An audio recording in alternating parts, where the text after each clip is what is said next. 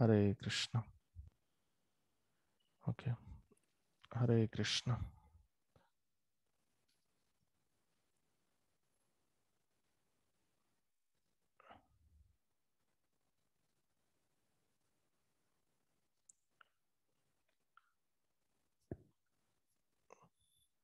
हरे Krishna. Okay, तो Goloka chart में जो भी है ऑलमोस्ट सब कुछ डिस्कस हो गया है। कुछ छोटा कुछ भगवान के इनकारनेशन के बारे में भी हम लोगों ने डिस्कस किया है। कुछ दो तीन पॉइंट जो एक्स्ट्रा है, मीन्स वो हम लोगों को थोड़ा देखना चाहिए। पहले तो ये है कि हम लोग, ये मैंने शेयर किया था ग्रुप में, कि भगवान कृष्ण जो है उनके बहुत सारे शक्तियां हैं। और उसको ऐसे प्रधान शक्तियों में अगर आप विभाजन करते हैं तो ऐसे तीन ग्रुप क्रिएट होता है। श्री कृष्ण, उनका जो मेन शक्ति है उसको स्वरूप शक्ति या चित शक्ति बोलते हैं। फिर चित शक्ति का एक तीन सेपरेट डिवीजन में डिवाइड होता है: विभाव, प्रभाव एंड अनुभाव। विभाव फिर डिवाइड होता है चित शक्ति, जीव शक्ति, माया शक्ति में। प्रभाव इच्छा शक्ति, ज्ञान शक्ति, क्रिया शक्ति में। और अनुभव जो है संदनी शक्ति, संवित शक्ति और लादिनी शक्ति में। तो ये एक ब्रॉड क्लासिफिकेशन है। ये ऐसा कोई बोल नहीं सकता कि भगवान के पास सिर्फ बस ये 12 शक्तियां ही हैं, ऐसा नहीं है। भगवान के पास अनंत शक्ति है और अचिंत शक्ति है, जिसका हम लोग कभी कैलकुलेशन ही नहीं कर पाएंगे। लेकिन ये एक ब्रॉड क्लासिफिकेशन है। इसके ऊपर ही एक्चुअली ये कोई पूछ सकता है कि ये कहाँ पे है, शास्त्र में किधर है, आप बता रहे हैं। तो ये भी एक्चुअली श्रीमद् भागवतम और चैतन्य चरितामृत में है। तो चैतन्य चरितामृत, श्रीमद् भागवतम में 10th canto, 39th chapter and 53 and 55 जो वर्स है, इसके परपोर्ट में प्रभुपाद ने बहुत अच्छी तरह से मेंशन किया है।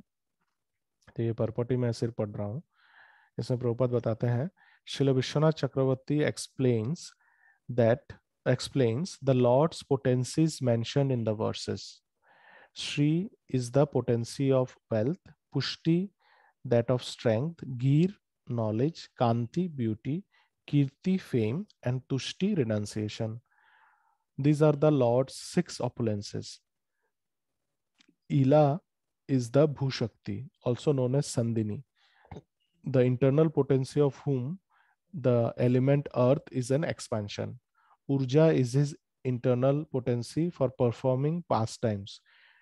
She expands as the tulsi plant in this world. Vidya and avidya, knowledge and ignorance, are external potencies who cause the living entities liberation and bondage, respectively. Shakti is his internal internal pleasure potency, Ladini, and Maya is an internal potency who is the basis of Vidya and Avidya. The word Cha implies the presence of Lord's marginal energy, the Jeev Shakti, who is subordinate to Maya. Lord Vishnu was being served by all these personified potencies. तो यहाँ पे भगवान का अलग अलग शक्तियों के बारे में दिया गया है। इसमें से जो पहला 6 शक्ति है, वेल्थ, पुष्टि, strength, Sri is wealth, Pushti is strength, Gir is knowledge, Kanti is beauty, Kirti is fame, Tushti is renunciation. These are the 6 opulences, जिसको भगवा बोलते हैं हम लोग एक साथ। भगवान का मतलब क्या है? जिनके पास सब ऐश्वर्य है। 6 ऐश्वर्य है। व्हाट आर द 6 ऐश्वर्य? Wealth, strength, knowledge, beauty, fame and renunciation, right. तो ये है उनका वो 6 क्वालिटीज है, 6 ऐश्वर्य, 6 शक्ति: श्री, पुष्टि, गिर, कांति, कीर्ति, तुष्टि, इला, ऊर्जा। अच्छा, इसमें से जो सॉरी, इला इसमें इसका पार्ट नहीं है, इला इज डिफरेंट। इला क्या है? इला है भगवान का भू शक्ति, जिसको संदिनी शक्ति भी बताया जाता है। संदिनी शक्ति क्या क्या काम के लिए यूज होता है? जो सृष्टि है, जब भी क्रिएशन करना रहता है तो संदिनी शक्ति यूज होता है। संवित, संदिनी, तो और लादिनी शक्ति भगवान को आनंद प्रदान करती है। तो ये जो भू शक्ति है वो संदिनी शक्ति है।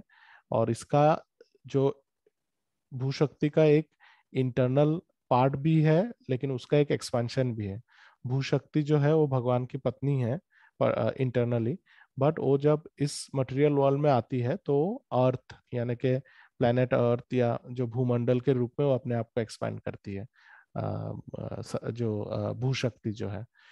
और ऊर्जा जो है वो भगवान का इंटरनल पोटेंसी है, एंड जब वो भौतिक जगत में आती है वो तुलसी प्लान के रूप में वो अपने आप को एक्सपैंड करते हैं।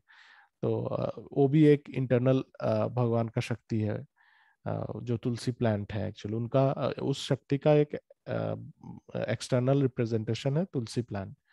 विद्या और अविद्या जो है, वो भी भगवान का शक्ति है। विद्या से आपको मुक्ति मिलता है और अविद्या से आपको बंधन मिलता है। और एक उनका शक्ति है जिसका नाम है लादिनी शक्ति, जो ऑलरेडी हम लोगों ने डिस्कस किया है। लादिनी शक्ति कृष्ण को आनंद प्रदान करती है। यहाँ पे और एक इम्पोर्टेंट पॉइंट देखिए, इम्पोर्टेंट क्या है, maya is an internal potency. Normally normally हम लोग क्या बोलते हैं, माया जो है वो भगवान का एक्सटर्नल पोटेंसी है, लेकिन एक्चुअली एक बार हिज ऑनरेस राधानाथ महाराज भी बता रहे थे कि जो माया और एक है महामाया, एक है योग माया। तो नॉर्मली हम लोग उसको सेपरेट करके बोलते हैं, योग माया भगवान का इंटरनल पोटेंसी है, महामाया जो है भगवान का एक्सटर्नल पोटेंसी है, ऐसा कर बोलते हैं हम लोग। लेकिन एक्चुअली शास्त्र में ऐसा बताया गया है कि माया और महामाया दोनों एक्चुअली एक ही चीज है, एक फ्रंट साइड है एक बैक साइड है। जैसे एक पर्दे का सामने का हिस्सा भी होता है, पीछे का हिस्सा भी होता है, तो ऐसे ही माया, योग माया और महामाया दोनों एक ही पर्दे के सामने और पीछे वाला हिस्सा है, वो अलग अलग नहीं है। इसीलिए यहाँ पे माया को इंटरनल पोटेंसी बताया गया है। और माया देवी के प्रभाव से ही विद्या और अविद्या सृष्टि होता है। एंड और एक जो हम लोग हैं वो क्या है, हम लोग हैं तटस्थ शक्ति, मार्जिनल एनर्जी, यानी कि जीव शक्ति, हु इज सबऑर्डिनेट टू माया।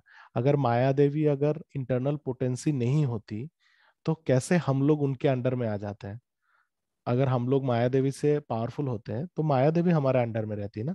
तो इसीलिए प्रभुपाद ने विश्वनाथ चक्रवर्ती ठाकुर ने बहुत क्लियरली मेंशन किया, maya is an internal potency who is the basis of Vidya and Avidya. The word Cha implies the presence of Lord's marginal energy, the Jeev Shakti, who is subordinate to Maya. तो we are subordinate because we are smaller than her. हम लोग उनसे छोटे हैं, हम लोग इतने powerful नहीं है, इसीलिए तो हम लोग सबॉर्डिनेट है। नहीं तो कभी ऐसा सुना है कि लादिनी शक्ति सबॉर्डिनेट टू माया? नहीं, क्योंकि शी इज मोर सुपीरियर। तो माया देवी जो है वो हमसे भी सुपीरियर है। इसीलिए माया देवी को हम लोगों को प्रणाम करके बोलना चाहिए कि माया देवी या दुर्गा देवी, आप हम लोगों को प्लीज कृष्ण के सेवा में जुड़ने के लिए अनुमति दीजिए। उनको फाइट करके कभी हरा नहीं सकते हम लोग। She is very strong, she is internal energy of Krishna, इसमें क्लियरली मेंशन किया हुआ है। तो इसीलिए कॉमन जब हम लोग बात करते हैं तब हम लोग ऐसा बोलते हैं, ऐसा एक्चुअली प्रभुपाद भी बहुत जगह पे बोले हैं कि माया जो है वो एक्सटर्नल एनर्जी है। लेकिन अगर आप और शास्त्र को एनालिसिस करेंगे, शास्त्र का चर्चा करेंगे, तभी आपको पता चलेगा कि माया एक्चुअली एक्सटर्नल एनर्जी है ही नहीं। वो इंटरनल और एक्सटर्नल दोनों एनर्जी एक ही है, जस्ट उनका सामने और पीछे वाला हिस्सा है ये दोनों। हम लोग को अलग, हम लोग को समझ में कम आता है बोल के प्रभुपाद ने अलग अलग करके बताया। और अगर माया सही में भगवान का एक्सटर्नल एनर्जी होती तो वो कैसे हम लोगों को कंट्रोल कर रही है। हम लोग उनसे ज्यादा पावरफुल होते हैं, राइट, लेकिन हम लोग नहीं है उनसे ज्यादा powerful, because we are marginal. हम लोग तटस्थ शक्ति है, हम लोग सबॉर्डिनेट है, माया देवी नहीं है। And lord Vishnu is served by all this personified potency. और ये जितने भी शक्तियां हैं दे आर नॉट इम्पर्सनल। जैसे इलेक्ट्रिसिटी इम्पर्सनल होता है, फायर, फायर का जो हीट है वो इम्पर्सनल होता है, फायर का जो लाइट है वो भी इम्पर्सनल होता है। लेकिन जो भगवान की शक्तियां हैं वो सबका एक फॉर्म है, और मोस्टली वो एक फीमेल फॉर्म में ही रहते हैं वो लोग। और भगवान इज द ओनली पुरुष, बाकी जितनी भी शक्तियां हैं वो फीमेल फॉर्म में भगवान का सेवा करती है। और उनमें से सबसे हेड है लादिनी शक्ति, दैट इज श्रीमती राधा रानी। तो ये वाला श्लोका में डिटेल में इसके ऊपर बताया गया है। और एक चैप्टर है चैतन्य चरितामृत में, उसमें भी बहुत अच्छा इंफॉर्मेशन दिया गया है ये शक्तियों के बारे में। Now what ever I am reading from here, don't think that यही है भगवान के पास, इसको छोड़ के और कुछ नहीं है, वो गलत हो जाएगा। भगवान के पास अनंत शक्ति है, और वो कभी भी एक बुक में या एक कागज में लिख के हम लोग खत्म नहीं कर सकते। तो इस चैतन्य चरितामृत आदि लीला 5.84, आदि लीला 5.84, इसमें भी परपॉट में प्रभुपाद बताते हैं, this verse was from Srimad Bhagavatam 1.3.1, the commentary of Madhava on Srimad Bhagavatam. Madhava means Madhvacharya, जो उडुपी से है. On Srimad Bhagavatam mentions that the following 16 spiritual energies are present in the spiritual world. This means 16 भगवान की शक्तियां आध्यात्मिक जगत में है. श्री, भू, लीला. लीला एंड ईला आर सेम. कभी कभी उनको लीला बोलते हैं, कभी ईला बोलते हैं, दो तरह सेम. और कभी कभी साउथ इंडिया में जाएंगे तो उनको नीला भी बोलते हैं, नीला देवी. तो दे आर ऑल सेम, नाम अलग अलग उच्चारण है, दैट्स ऑल. लीला, कांति, कीर्ति, तुष्टि, गीर, पुष्टि, सत्या, ज्ञानांजना, जय, उत्कर्षिणी, विमला, योग माया, प्रहवी, ईशान एंड अनुग्रह. In this commentary on the in his commentary on the Laghu Bhagavatamrit, Srila Baladev Vidyabhushan has said that the above energies are also known by 9 names. जो 16 एनर्जी यहाँ पे लिखा है, they are also known by 9 names. Vimla, उत्कर्षिणी, ज्ञाना, क्रिया, yoga, प्रहवी, Satya, Ishan and अनुग्रह.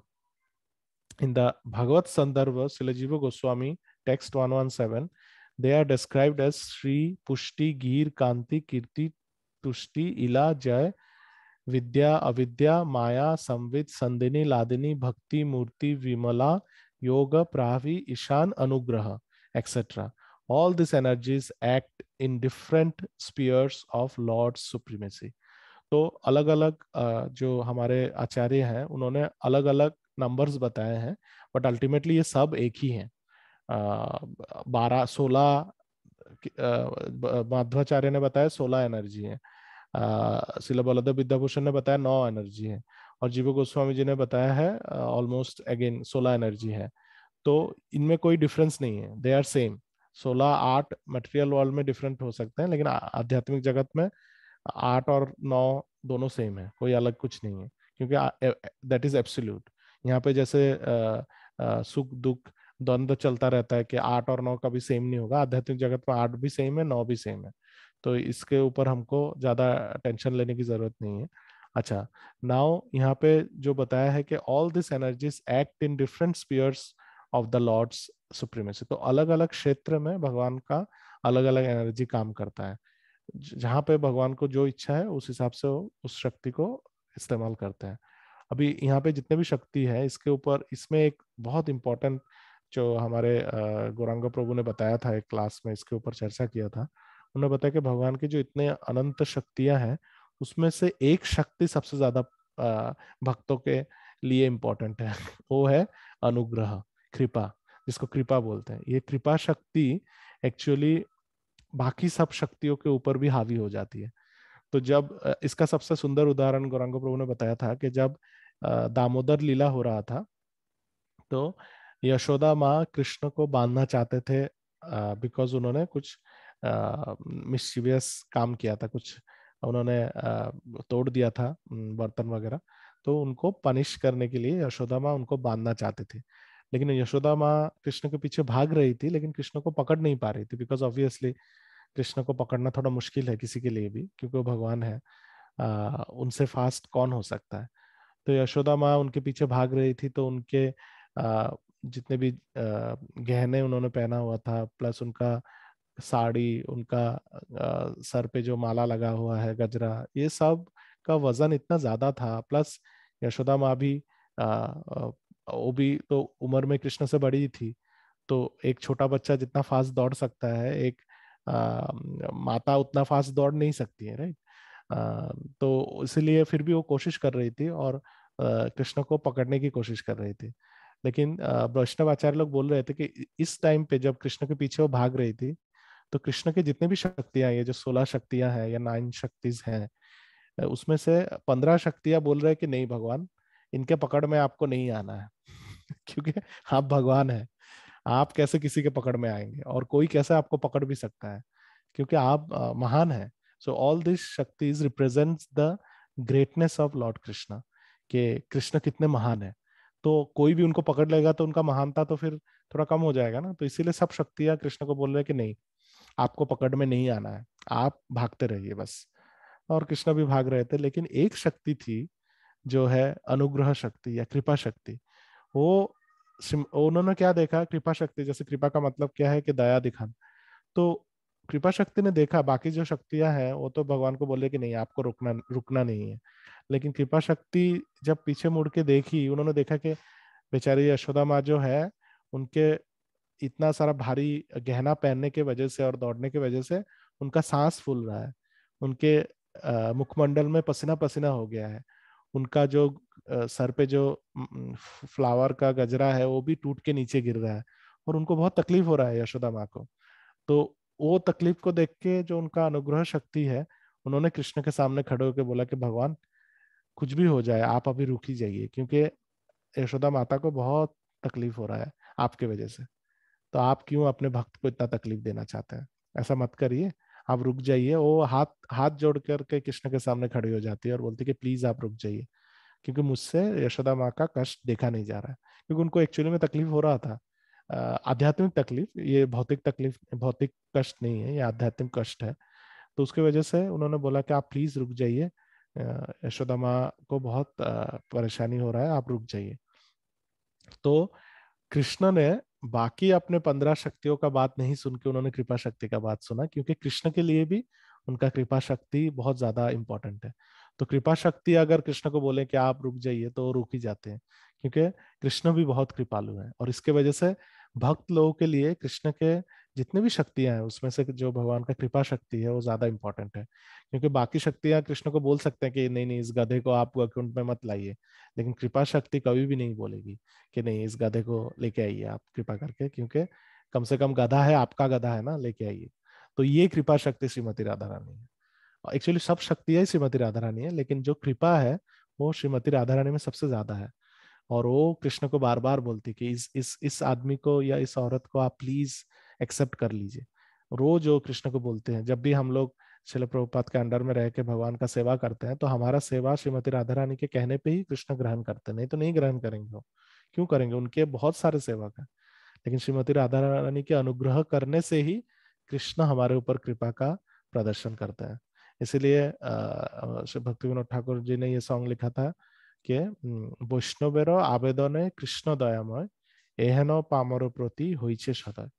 यानी कि जब एक वैष्णव, जो श्रीमती राधा रानी का एक्सटर्नल एक्सपेंशन है, क्योंकि श्रीमती राधा रानी तो खुद हमारे सामने आएगी नहीं अभी, लेकिन ये जो वैष्णव है, इतने सारे वैष्णव है स्टार्टिंग फ्रॉम श्रील प्रभुपाद, ये एक्चुअली श्रीमती राधा रानी के रिप्रेजेंटेटिव है। और ये भगवान से रोज प्रे करते हैं कि इस गधे के ऊपर आप कृपा करिए।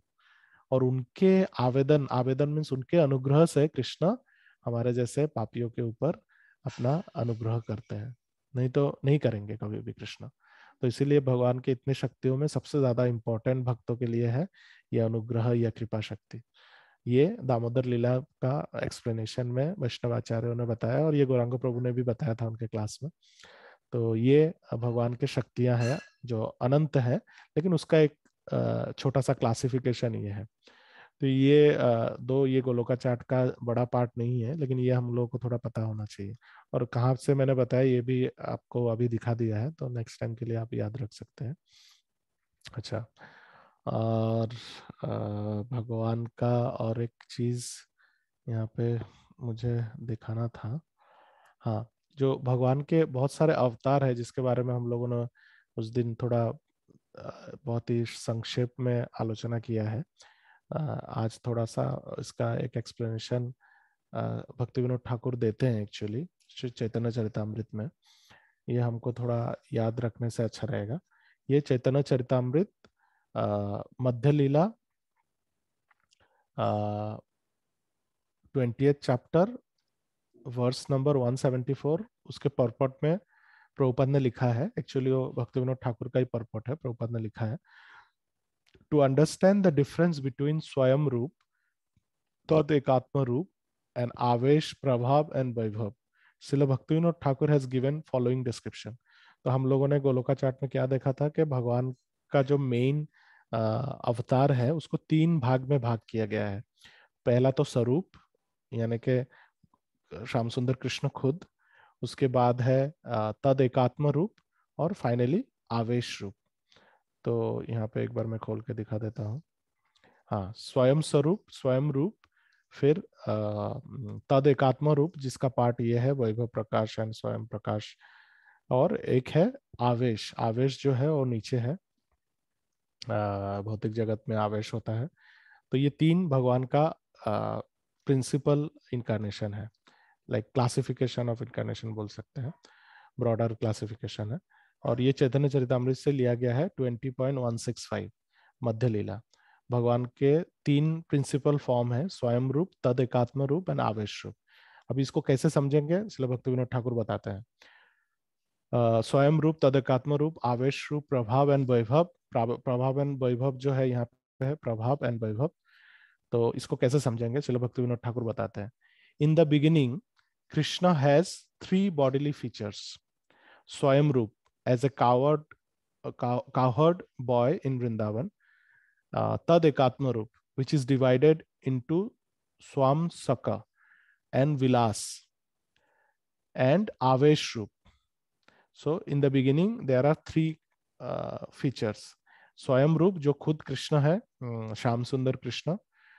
फिर तद एकात्म रूप। तद एकात्म रूप क्या है, स्वयं रूप जब अलग अलग विभाजित होके, जो अलग अलग पास टाइम के लिए जब विभाजित होता है, तब उसको तद एकात्म रूप बोलते हैं। और उसका एग्जाम्पल क्या है, वृंदावन में एग्जाम्पल है जब रासलीला के टाइम पे कृष्ण ने अपने आप को बहुत सारे गोपियों के साथ इंडिविजुअली पास टाइम करने के लिए, उन्होंने भी अपने आप को, जितने भी गोपियां थे उतने नंबर पे उन्होंने भी अपने आप को विस्तार किया था उनका। तो उसका वो एक प्रमाण, वो एक है। और सेम उनका तदेकात्म रूप का और एक प्रमाण है, जब कृष्ण द्वारका में थे तो द्वारका में भी उन्होंने 16,108 पत्नियों के साथ शादी किया था। तो द्वारका में उनका तदेकात्म रूप है, जब वो शादी करके 16,108 पत्नियों के साथ अलग अलग रहते थे। तो वो भी उनका भी, क्योंकि उनका विस्तार हुआ था, एक कृष्ण से 16,108 कृष्ण निकले। सो दैट इज तदेकात्म रूप। बट स्वयं कृष्ण एक ही है ऊपर जो है वृंदावन में। अच्छा, और एक क्या है, आवेश रूप है। जो आवेश क्या है, जो शक्ति का, जब भगवान जब अपना स्पेशल पावर किसी जीव को देते हैं उसको आवेश रूप बोलते हैं। ये थोड़ा आसान है समझने के लिए, क्योंकि जैसे परशुराम जी हैं, कृष्ण देवपान व्यास देव जी हैं, फिर और भी जितने, जैसे ऋषभ देव है, बुद्ध अवतार है, ये सब आवेश रूप है, ये जीव है। इनको कृष्ण एक स्पेशल पावर देते हैं कि जैसे व्यास देव जी को कृष्ण ने क्या पावर दिया था, पूरा शास्त्रों को लिखने का जो पावर है वो कृष्ण ने प्रदान किया था उनको। तो उसकी वजह से वो शक्ति आवेश अवतार बन गए, उनको आवेश अवतार बोलते हैं। तो आवेश अवतार समझना इतना ज्यादा डिफिकल्ट नहीं है, थोड़ा डिफिकल्ट है बीच वाला जो तदेकात्म रूप है। स्वयं रूप भी समझना इतना डिफिकल्ट नहीं है। स्वयं रूप मीन्स क्या, सोचिए कि आपके पास 100 कैंडल है, और फर्स्ट कैंडल को जलाया आपने, और उस कैंडल से आपने बाकी 99 कैंडल को जलाया। तो फर्स्ट कैंडल और 99 कैंडल में क्या डिफरेंस है, कोई डिफरेंस नहीं है। लेकिन जो एक छोटा सा डिफरेंस ये है कि वो फर्स्ट कैंडल है। तो स्वयं रूप जो है वो फर्स्ट है, कृष्ण है, उनसे पहले और कोई नहीं था। आ, वो पहले हैं, और उनका जब एक्सपेंशन होता है उसको तद एकात्म रूप बोलते हैं। ठीक है। तो तद एकात्म रूप को भी दो भाग में भाग किया जाता है, स्वामशक एंड विलास। स्वामशक एंड विलास। तो स्वामशक एंड विलास भी यहाँ पे है। स्वामशक ये है स्वयं प्रकाश जो है, और विलास यहाँ पे दिया गया है। विलास का क्या मतलब है, पास टाइम करने के लिए जब भगवान का अलग अलग इनकारनेशन होता है, अलग अलग लीला करने के लिए भगवान का जब एक्सपेंशन होता है, उसको विलास बोला जाता है। और जब भगवान का खुद का एक्सपेंशन होता है, like he himself expand himself not for a specific Leela, but उनका खुद का ही जब वो अपने आप को बढ़ाते हैं, तब उसको बोलते हैं स्वांशक, मीन्स अपना ही अंश। जैसे बोलते हैं ना कि ये बेटा मेरा खुद के शरीर का अंश है, ऐसा।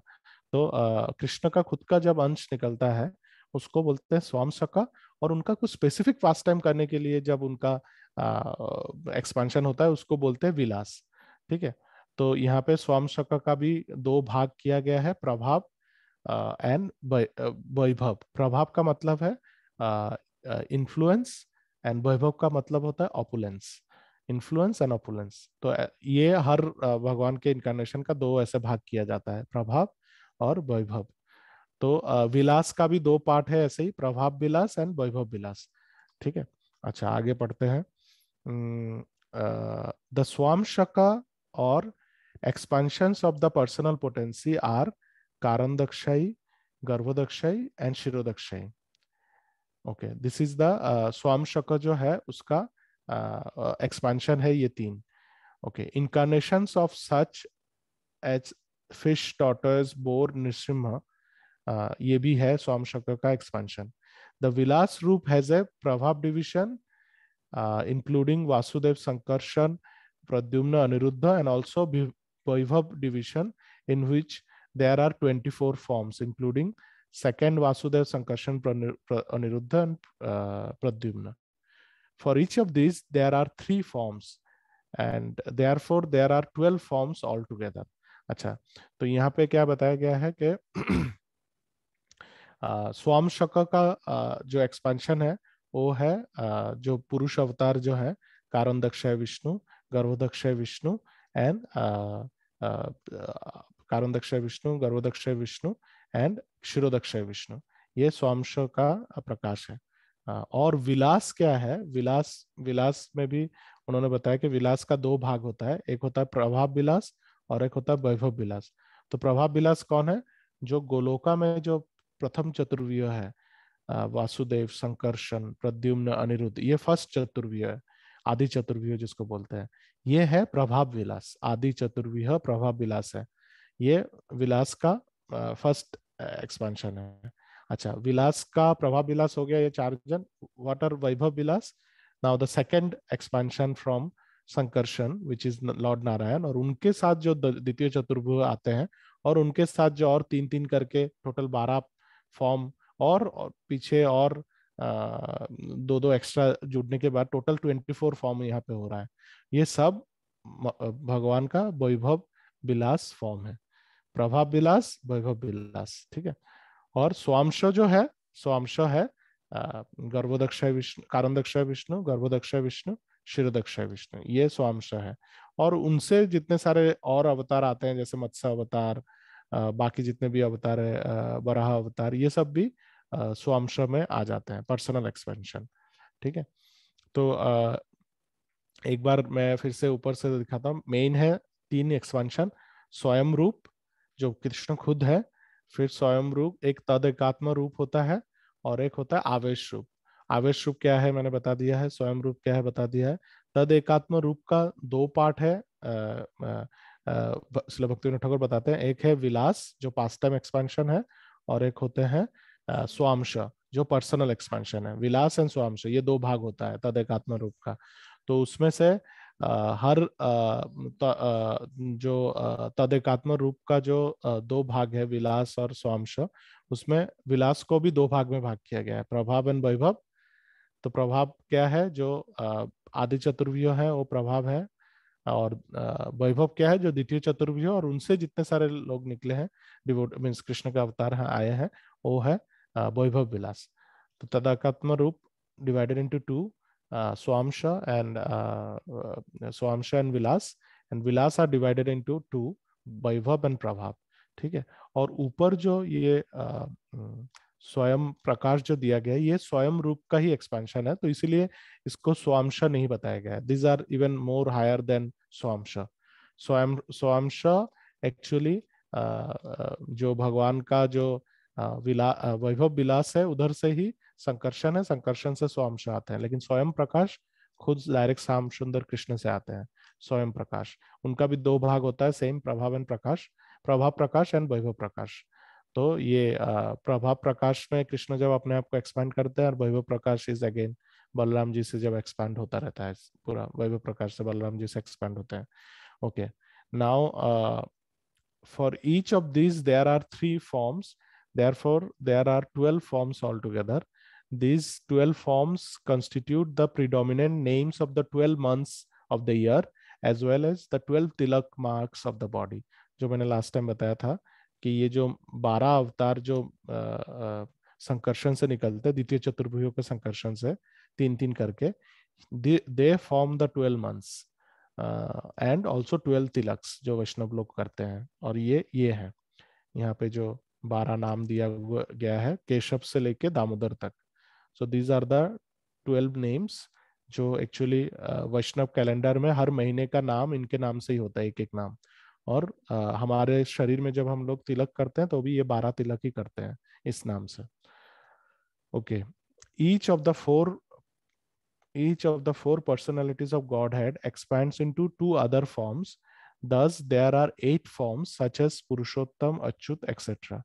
The 4 forms Vasudev, etc., the 12 Keshav, etc., and the 8 Purushottam, etc., all together constitute 24 forms.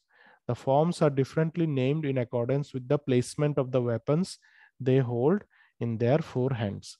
तो ये 24 क्या क्या है? पहले तो ये जो आदि चतुर्भुजों के 4 जन है, फिर 4 प्लस यहाँ पे 12, 16, 16 प्लस यहाँ पे 8, 24। सो ये सबको मिला के ये वैभव विलास के इतने सारे फॉर्म आते हैं। और ये सब देखने में ऑलमोस्ट सिमिलर होते हैं, लेकिन इनके 4 हाथ में जो उनका शंख चक्र गदा पद्म है, सबका लोकेशन अलग अलग हाथ में होता है। किसी के राइट हैंड में शंख होता है, ऊपर वाले टॉप राइट में, किसी के टॉप राइट में गदा होता है, किसी के टॉप राइट में चक्र होता है। जो हम लोगों ने ऑलरेडी एक्चुअली जब वैकुंठ का चर्चा हम लोग कर रहे थे उसमें हम लोगों ने वैकुंठ के जो मोस्ट प्रोबेबली 3rd लेयर में ये है, और 24 अवतार जो है एक्चुअली ये है 24 अवतार, दिस 24। तो ये 24 का सबका जो ये 2nd लेयर है actually, not 3rd layer. 2nd layer में जो ये 24 इनकारनेशन है, ये सब उनका जो उनके हाथों में जो भगवान का अस्त्र है, अलग अलग हाथ में अलग अलग अस्त्र होता है, और उसके वजह से उनका नाम भी अलग अलग होता है। So this are the identification. सबके सेम हाथ में सेम अस्त्र नहीं होगा। So this are the 24 incarnations.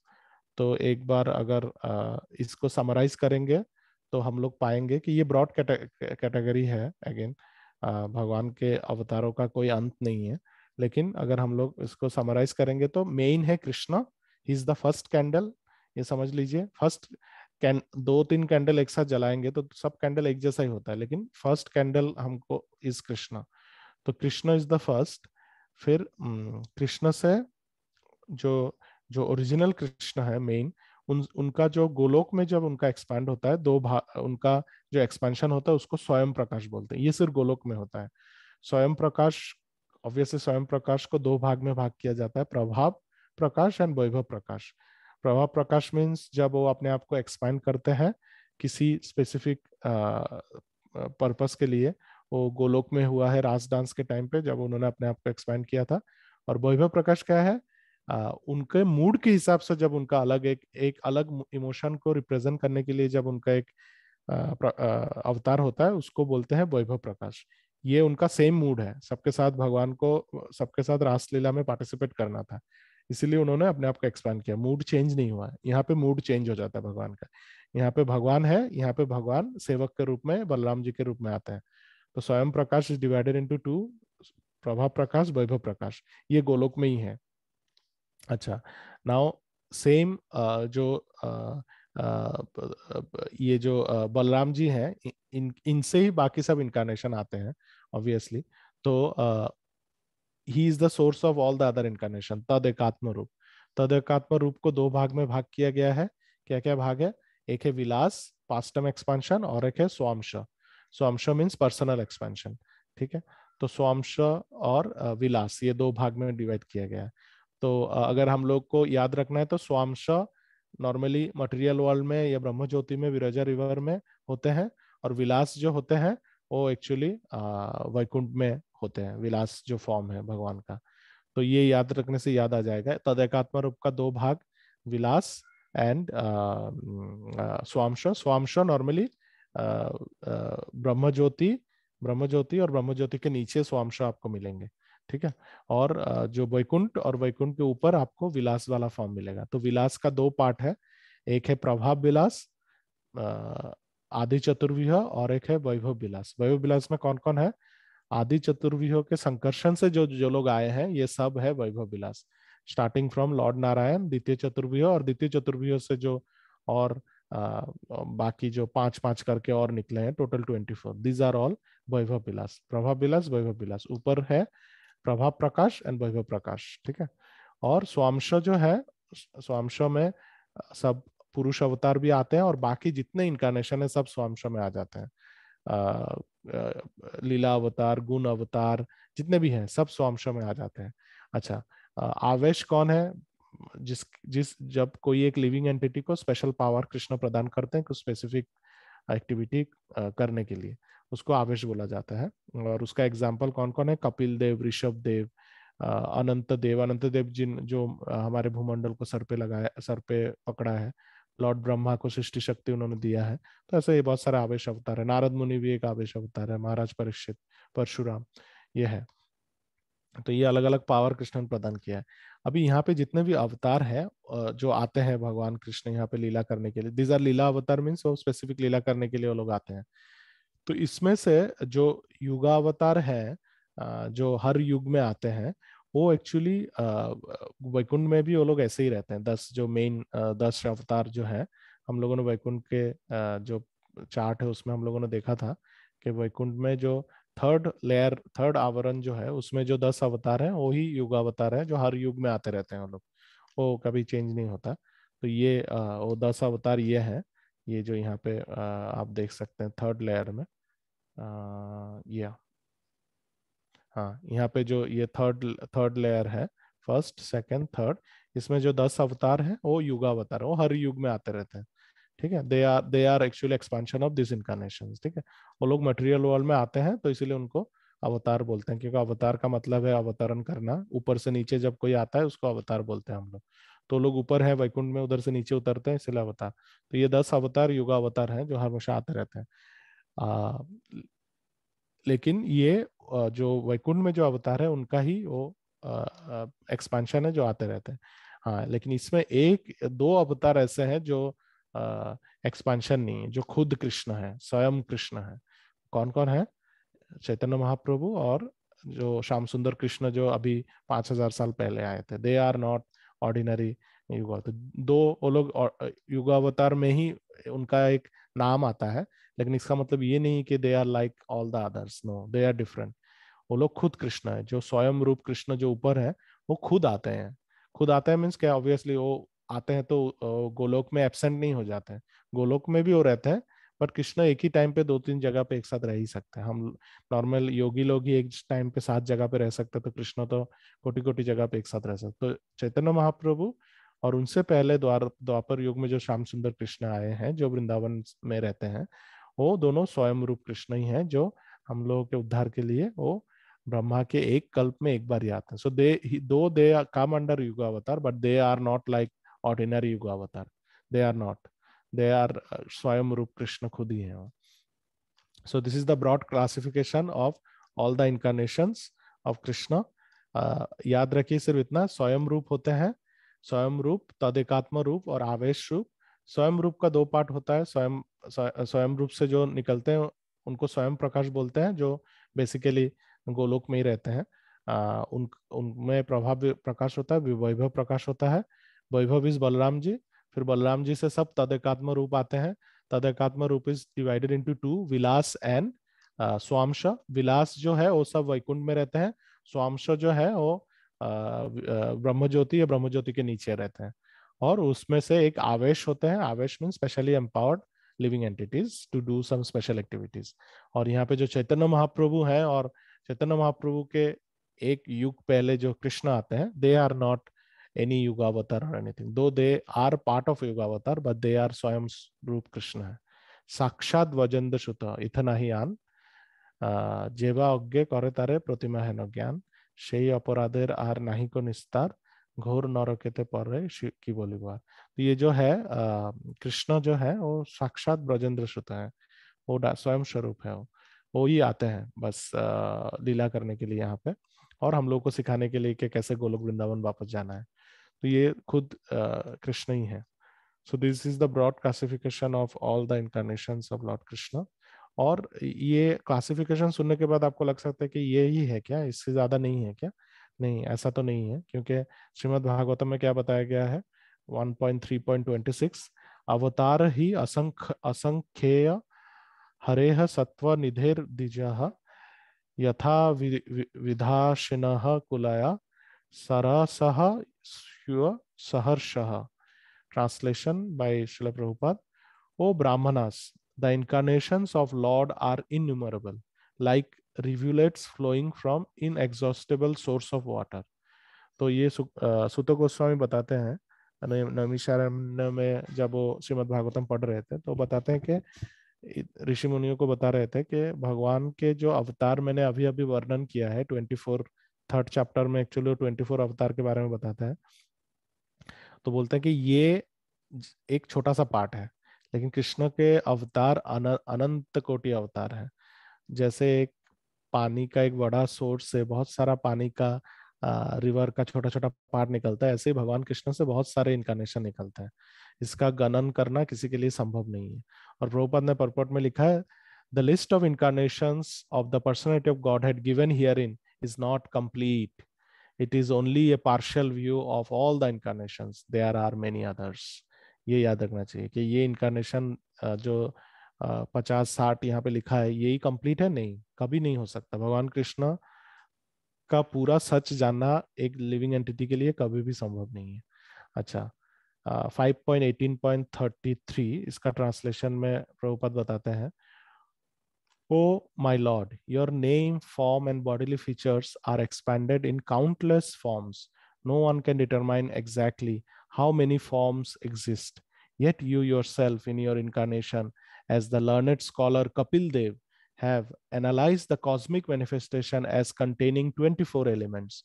Therefore, if one is interested in Sankhya philosophy, by which one can enumerate the different truths, he must hear it from you. Unfortunately, non-devotees simply count the different elements and remain ignorant of your actual form. I offer my respectful obeisances unto you.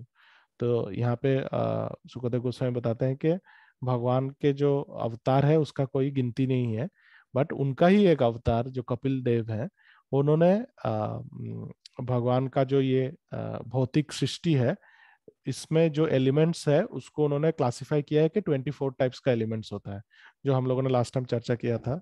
5 ज्ञानेंद्रिय, 5 कर्मेंद्रिय, पंचभूत जो है, फिर 3 subtle element जो है, फिर 5 sense objects जो है, और आखिर में जो क्या है हमारा जो 3 गुण है, सत्य रज तमो, ये सबको मिला के टोटल 24 एलिमेंट्स होता है। तो 24 एलिमेंट जो है इस उन्होंने उसको आइडेंटिफाई किया है।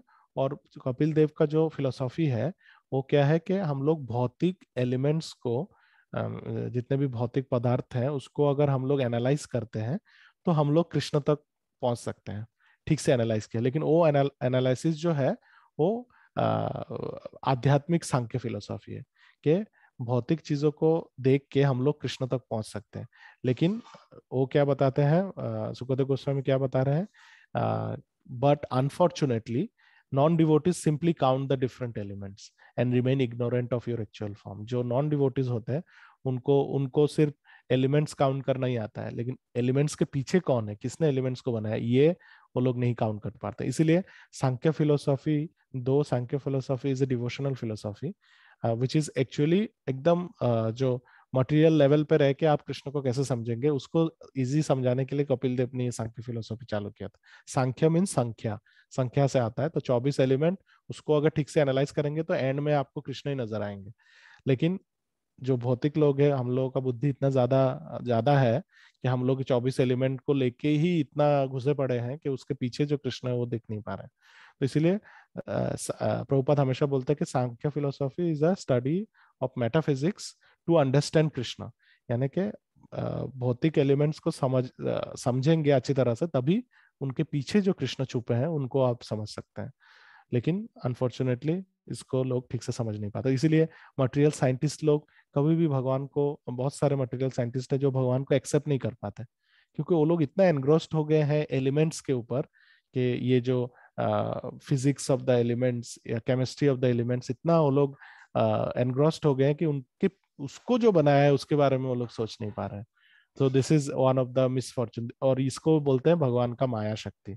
माया शक्ति is so powerful, it can also steal the intelligence of a highly intelligent human being। उनका बुद्धि को वो हरण कर सकती है। तो विद्या और अविद्या दोनों प्रदान करती है। विद्या से क्या होगा, मुक्त हो जाएंगे। अविद्या से आप वही साइंटिफिक स्टडी में ही दिमाग खर्चा करके आपका जीवन समाप्त हो जाएगा। अच्छा, अभी तो ये है भगवान का जो फॉर्म है वो अनलिमिटेड है, उसका कोई अंत नहीं है। किसी को भी लगता है कि हाँ भगवान के इतने नंबर का ही इंकारनेशन, वो गलत है। भगवान Krishna has unlimited incarnation, what ever he feels like he can create what ever incarnation he wants, nobody can stop him, nobody has the power. और ये इसको गिनना भी किसी के लिए संभव नहीं है। तो ये है भगवान के अनंत शक्तियों का उदाहरण। और ये एक ब्रॉड क्लासिफिकेशन से आप इजीली याद रख सकते हैं। स्वयं स्वरूप, स्वयं स्वरूप से स्वयं प्रकाश होते हैं। प्रकाश का दो भाग होता है, प्रभाव प्रकाश, वैभव प्रकाश। तो ये हो गया गोलोक वृंदावन का। और भगवान का जो और एक स्वयं स्वरूप के बाद जो और एक फॉर्म होता है उसको बोलते हैं तदेकात्म रूप, जो एक्चुअली बलराम जी जो वैभव प्रकाश का ही पार्ट है। बलराम जी से ही तदेकात्म रूप आते हैं। और तदेकात्म रूप का दो पार्ट होता है, विलास एंड स्वांश। विलास वैकुंठ में रहते हैं, स्वांश ब्रह्म ज्योति और ब्रह्म ज्योति के नीचे रहते हैं। तो विलास का भी दो पार्ट होता है, प्रभाव विलास जो आदि चतुर्व्यूह है, और वैभव विलास इस लॉर्ड नारायण द्वितीय चतुर्व्यूह, और उनसे जो और टोटल 24 इनकारनेशन है, ये सब है। और स्वांशो जितने भी अवतार भौतिक जगत में आते हैं, स्टार्टिंग फ्रॉम कारण दक्ष विष्णु, सब है। और last but not the least आवेश अवतार जो एम्पावर्ड लिविंग एंटिटीज होते हैं। सो दिस इज भगवान का जो अलग अलग इनकारनेशन है। आई होप थोड़ा बहुत आउटलाइन मिल गया होगा। और या तो यही था जो मेरे को बताना था। अभी किसी को अगर कुछ क्वेश्चन है, कुछ क्वेश्चन पूछना है तो आप पूछ सकते हैं। Any question comment from anybody? अवतार का भी डिटेल में आलोचना हो गया है। अभी किसी को अगर कुछ क्वेश्चन है तो पूछ सकते हैं। और बीच में कौन कौन डिवोटी ज्वाइन किए हैं? शंकरनाथ प्रभु, वरुण प्रभु, इप्सिता माता जी, दंडवत प्रणाम, थैंक यू फॉर ज्वाइनिंग। अच्छा, और किसी को? दंडवत प्रणाम। बताइए, किसी को कुछ पूछना है? कुछ पता, कुछ समझ में नहीं आया इतना दिन, 12 दिन के बाद, तो बताइए। या कुछ कमेंट भी करना चाहते हैं तो प्लीज कर सकते हैं। प्रभु जी आज का तो खैर मैंने काफी लेट ज्वाइन किया तो मेरे को इतना आइडिया नहीं है। लास्ट वाले से प्रभु जी कुछ क्वेश्चन था तो पूछू क्या? पूछिए पूछिए प्लीज। तो प्रभु जी लास्ट वाले में जैसे बहुत ही कुछ इंटरेस्टिंग सा चल रहा था कि आप डिस्टेंसेस बता रहे थे सब। और तो उसमें एक चीज प्रभु जी थोड़ा मेरे को कंफ्यूज कर रही है कि जैसे सूरज है ना, सन है, हम्म फिर सन के आई थिंक उसके भी 1 लाख योजन पीछे मून था। हम्म मतलब मून हमसे भी, सन से भी फार है, राइट प्रभु जी? करेक्ट। हम्म तो फिर प्रभु जी वो थोड़ा कंफ्यूज कर रहा है कि मतलब फिर हमको तो रात में तो मून कितना पास दिखता है, मतलब तो moon is even bigger than sun, तभी वो इतना मतलब बिग दिखेगा कि हम्म मिस्ट्री क्या है प्रभु जी फिर कुछ? अच्छा, मिस्ट्री क्या है? कि सन के अरे, शेप का ही मून दिखता है रात को हमको, हम्म लेकिन मून तो सन से भी डबल डिस्टेंस पे हम्म है कि नहीं प्रभु जी? करेक्ट करेक्ट करेक्ट है। मून दिखता है। अभी देखिए, अभी जो साइज है सन और मून का जो साइज होता है, वो कभी कभी अलग, कभी जैसे कभी कभी जब इवनिंग टाइम होता है, जब सूरज डूबने वाला होता है, जब ऑरेंज कलर का सूरज हमको दिखाई देता है, कभी कभी वो सन काफी बड़ा दिखाई देता है कि नहीं? लेकिन एट द सेम टाइम कभी कभी मॉर्निंग में जब आप देखेंगे तो मॉर्निंग में सन बहुत छोटा दिखाई देता है। अभी वो डिपेंड करता है कि सन का लोकेशन कहाँ पे है, क्योंकि सन तो भूमंडल के चारों तरफ चक्कर लगा रहे हैं। तो जब चक्कर लगाते हैं तो अलग अलग पोजीशन में उनका अलग अलग डिस्टेंस हो जाता है। जरूरी नहीं है कि हर पोजीशन में उनका डिस्टेंस सेम होता है हमारे अर्थ प्लैनेट के साथ या भारतवर्ष के साथ। इसीलिए अलग अलग लोकेशन होता है। बट ऑब्वियसली मून का जो लोकेशन है वो सन से भी ऊपर है, जैसा इस चित्र में दर्शाया गया है। और श्रीमद् भागवतम में भी लिखा है कि सन यहाँ पे है, मीन्स अगर आप वर्टिकली देखेंगे तो ये भूमंडल है, और सन ये है, येलो कलर का जो ये बॉल है ये सन है। और सन से भी कुछ 2 लाख योजन ऊपर है, सन प्लेनेट से 2 लाख योजन ऊपर है मून प्लेनेट। तो ये अर्थ मीन्स अर्थ जो भूमंडल है, भूमंडल से पहले सन ही आएगा और सन के बाद मून आता है। ठीक है। अभी कम ज्यादा मून बड़ा दिखाई देता है, सन छोटा क्यों दिखाई देता है? ये उन लोगों का ऑर्बिट ऑर्बिट जो है अराउंड, उनका 2 ऑर्बिट होता है ऑब्वियसली। एक ऑर्बिट नहीं, उनका ऑर्बिट तो सेम होता है लेकिन उनका एक्सेल ऐसे ध्रुवलोक के साथ ही सब कनेक्टेड है। और सन का एक एक्सेल हमारे सुमेरु पर्वत के साथ कनेक्टेड है। तो उनका ऑर्बिट जो है वो कब कहाँ पे कैसे चेंज होता है उसके हिसाब से कभी कभी ये नजदीक भी दिखाई देते हैं, ज्यादा बड़ा दिखाई देता है। कभी कभी सन भी ज्यादा बड़ा दिखाई देता है। अभी सन और मून में से कौन सा ज्यादा बड़ा है? श्रीमद् भागवतम में ऐसा लिखा गया है कि एक्चुअली मून से सन बड़ा है साइज में। ऐसा लिखा गया है श्रीमद् भागवतम में। और सन से भी बड़ा है राहु। तो हाँ इसीलिए राहु जब सामने आता है तो दोनों कवर हो जाते हैं। लेकिन राहु हमेशा 100% सामने नहीं आता है, कभी कभी पार्शियल सामने आता है, कभी कभी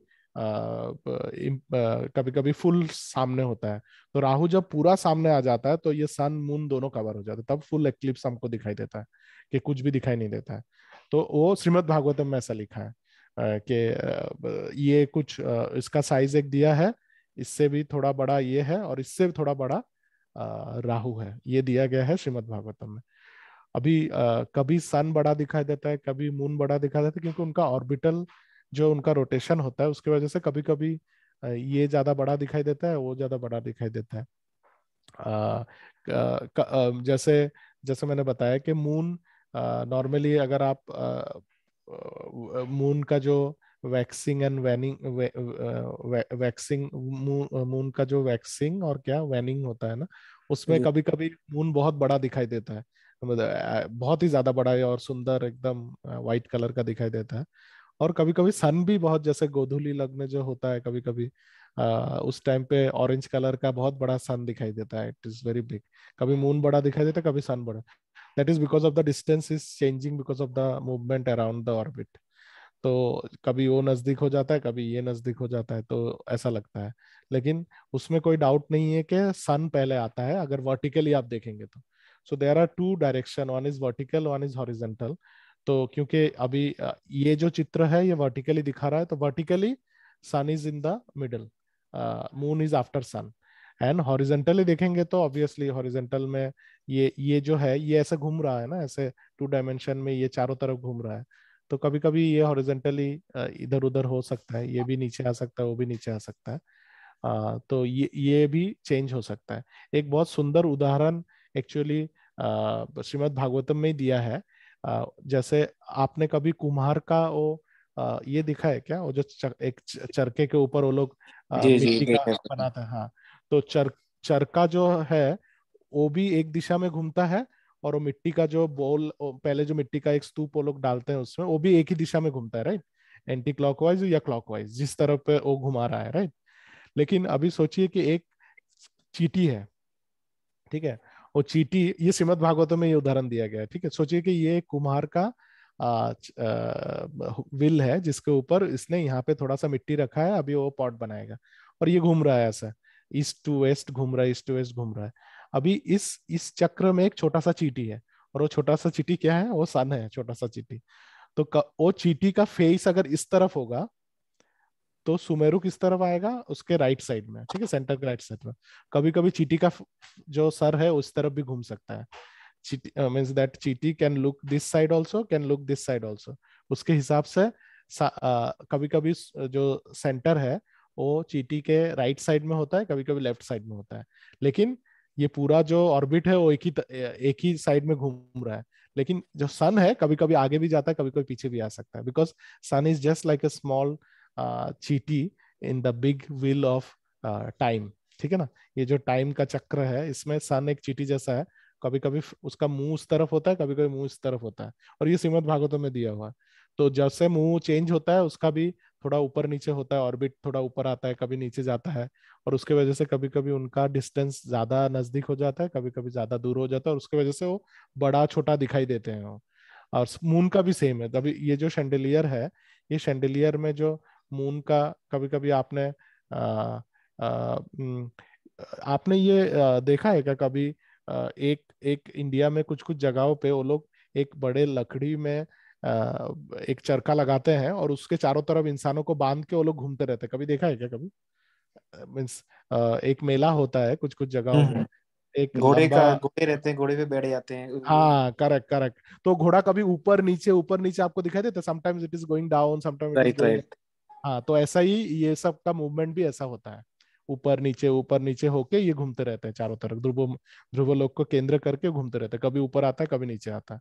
सो because of that sometimes may be you will see the moon big, sun और सन स्मॉलर, और sometimes you see sun is big, moon is smaller.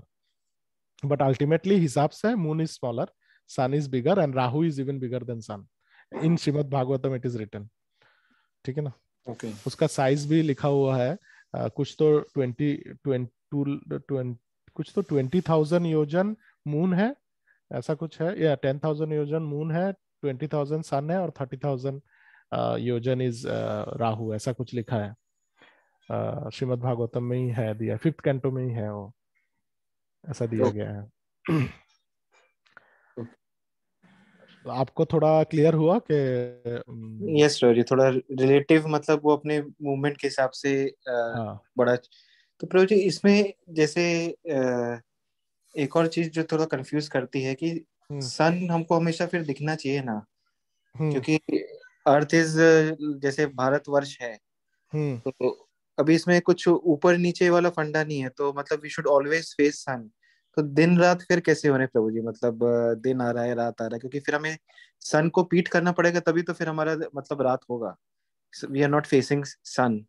हम्म तो इस मॉडल की मतलब ये जो भूमंडल के में मतलब हम्म फिर दिन और रात को कैसे एक्सप्लेन करेंगे कि how are they happening on earth? Correct. तो ये देखिए, ये है सन। सन जब पूरा एक चक्कर लगाता है तो 360 डेज कंप्लीट होता है, ठीक है, विच इज जी 1 ईयर। तो सन अपने ऑर्बिट पे चलता है, प्लस वो जो प्लेनेट है वो भी घूमता रहता है, ठीक है। अभी ये सेंटर है, ठीक है। ये सुमेरु जो है, सुमेरु भी घूमता रहता है, और सुमेरु के चारों तरफ भूमंडल भी घूम रहा है, ठीक है ना। भूमंडल मीन्स ये जो अलग अलग आइलैंड है, सब घूमता है सुमेरु के चारों तरफ, ईस्ट टू वेस्ट घूमता रहता है वो, ठीक है। नाउ ये जो क्लॉकवाइज प्रभु जी की कुछ ऐसा डायरेक्शन भी बताया गया, क्लॉकवाइज अभी एंटी क्लॉकवाइज? ईस्ट, ये ईस्ट है, राइट, जी। ईस्ट से वेस्ट की तरफ जाता रहता है, ठीक है, ईस्ट से ओके। वेस्ट की तरफ। सो that is the rotation of Sumeru and also the भूमंडल, ईस्ट से वेस्ट। तो सन भी ईस्ट से वेस्ट ही जाता है, ठीक है। तो अभी ये जो जम्बू द्वीप है ये भी घूम रहा है ईस्ट टू वेस्ट, बाकी द्वीप भी घूम रहा है। तो इसमें जो सबसे साउथ में जो छोटा सा पोर्शन है ये भारतवर्ष है, ठीक है। तो जी। अभी अभी अभी सन यहाँ पे दिखाई दे रहा है, ठीक है। तो सन को ये फेस कर रहा है। तो अभी जब यहाँ पे आता है तो ऑब्वियसली सुमेरु जो है, मैंने पहले ही बताया कि सुमेरु एक ऐसा पर्वत है सॉलिड गोल्ड का जो एक्चुअली लाइट लाइट के लिए ट्रांसपेरेंट है, actually light can pass through this object. So Sumeru is not an obstruction for sun. लेकिन यहाँ पे बहुत बड़े बड़े दूसरे पर्वत भी है, जैसे भारतवर्ष के और किम पुरुष वर्ष के बीच में जो पर्वत है, हिमालय पर्वत, उसका जो हाइट है 80,000 योजन बताया गया है। 80,000 योजन इंटू आप 8 माइल करेंगे तो बहुत ऊंचा होता है। So that is going to cover the sun का लाइट, ठीक है ना। अच्छा। So this Sumeru is not going to cover because Sumeru is a transparent, not transparent, it's a solid gold mountain, but ऐसा solid gold है जो light को आने देता है अंदर से, ऐसा शास्त्र में बताया गया है। तो this is not covering sun, but these big mountains which we can't see in our naked eyes, they cover the sunshine. तो अभी ये सुमेरु अगर, सॉरी, भारतवर्ष अगर थोड़ा इस तरफ आ गया तो ये पर्वत कहाँ आता है, सन के फेस के सामने आ जा रहा है ना। ये जो व्हाइट कलर, ये सन को ये कर रहा है, प्रिवेंट कर रहा है अर्थ के कुछ पोजीशन में पहुंच। पूरे अर्थ तक तो रोक नहीं पाता बिकॉज ये भी 80 योजन तक ही है, तो सन काफी ऊपर है, 100,000 योजन के ऊपर है। तो पार्शियली भारतवर्ष का एक जगह को कवर कर लेता है जहां पे रात होता है, और जो जो जगह कवर नहीं होता वो जगह पे रात दिन होता है, राइट। लेकिन बिकॉज ये पार्शियली कवर करता है तो कुछ कुछ जगह में 6 महीना रात 6 महीना दिन भी होता है, ये भी आपको पता है, राइट। एंटार्क्टिका और आर्टिक सर्कल में बिकॉज दिस पर्वत is not enough to cover the whole sun. जैसे मैंने बताया, सन इज 100,000 योजन अबव द भूमंडल, तो और 80,000 योजन ऊपर है हिमालय पर्वत. तो सन का शाइन, सन का जो सन रेज है वो कुछ हद तक ही इस पर्वत से रुकेगा, पूरा नहीं रुकेगा. तो जितना रुकता है उस जगह पे रात होता है, जितना जगह पे लाइट पहुंच जाता है उस जगह पे दिन होता है. और कुछ कुछ जगह पे 6-6 महीने के लिए दिन और रात रहता है, because obviously sun is little higher than Himalaya पर्वत, so it can not totally stop it. समझ में आया क्या आइडिया? जी। Did you get the idea? Yes prabhu, तो सीजन्स तो दिन रात के लिए प्रभु जी हमारा जो डिस्क है वो शायद 24 घंटे के हिसाब से घूम हाँ, रहा 24 घंटे से घूम जाता है पूरा, करेक्ट. 24 घंटे में ओके। ये डिस्क घूम, क्योंकि ये छोटा ऑर्बिट है, राइट, छोटा घूम जाता है. सन का ऑर्बिट थोड़ा बड़ा है तो उसको 360 डेज लग जाता है. ओके। हाँ, बट ऐसा बताया गया है कि जो मून है, मून का स्पीड सन से बहुत ज्यादा है, इसीलिए मून जल्दी अपना ऑर्बिट में घूम जाता है. Moon is faster than sun, so moon moves faster than sun actually. तो इसीलिए जो मून प्लेनेट में जो लोग रहते हैं उन लोगों का टाइम फ्रेम थोड़ा बड़ा होता है. हमारे यहाँ पे जब 1 साल होता है, मून में सिर्फ 1 महीना होता है. ऐसा है, क्योंकि मून मूव्स फास्टर देन सन. ये भी श्रीमद् भागवतम में दिया गया है. तो इसीलिए डे एंड नाइट चेंज होता है. और मून का कैसे होता है, क्योंकि मून का जो वैक्सिंग एंड वेनिंग होता है वो राहु के सामने, राहु और सन के सामने आने की वजह से होता है. कभी कभी पार्शियल होता है, कभी कभी फुल होता है. और जो और एक चीज होता है कि सीजन कैसे चेंज होता है, ये भी आपको पता चल गया है, क्योंकि सन का जो लोकेशन है वो चेंज होता रहता है. This orbit is looking circular, but क्योंकि ये एक मानसोत्तर पर्वत के ऊपर है, कभी कभी सन ऊपर भी होता है, कभी कभी नीचे भी होता है, तो उसके वजह से डिस्टेंस कभी कभी ज्यादा होता है, कभी कभी कम होता है.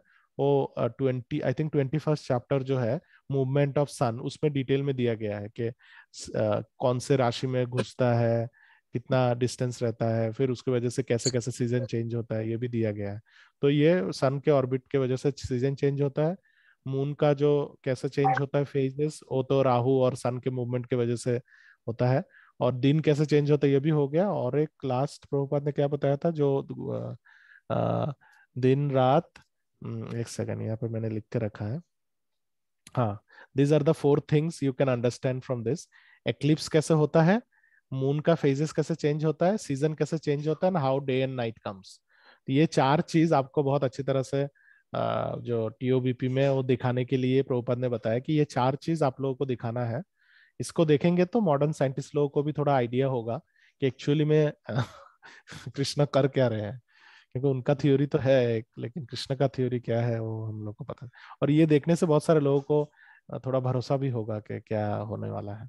तो अभी थियोरेटिकली आपको थोड़ा आइडिया हुआ है, लेकिन प्रैक्टिकली मैं बता रहा था जब आप ज्वाइन किए थे कि मुझे पता नहीं कि जब टीओवीपी टेम्पल जब कंप्लीट हो जाएगा मायापुर में, तो उधर एक प्लानिटोरियम होगा, एकदम प्रॉपर प्लानिटोरियम, जहाँ पे ऑडियो विजुअल शो के द्वारा लोगों को दिखाया जाएगा कि कैसे एक्चुअली भगवान ने सृष्टि किया है, कैसे ये सब 4 चीजें जो मैंने अभी बताया कि कैसे ये सब चेंज होता है, कौन सा प्लेनेट किस लोकेशन पे है, ये सब एकदम ऑडियो विजुअली दिखाया जाएगा. तो उससे शायद हम लोगों का जो मन का जो भी शंका है थोड़ा और अच्छी तरह से क्लियर होगा, क्योंकि अभी हमको सिर्फ इमेजिन करना पड़ रहा है, right. Most of the things are imagination, because 2D picture में कैसे दिखाएंगे इतना कुछ. तो TUBP is a very important project. तो जब भी ये कंप्लीट होगा तो हम लोगों को जाके देखना चाहिए, तब आपका बहुत सारा क्वेश्चन का आंसर उधर जी शायद जी। मिल. जय श्री प्रभुपाद.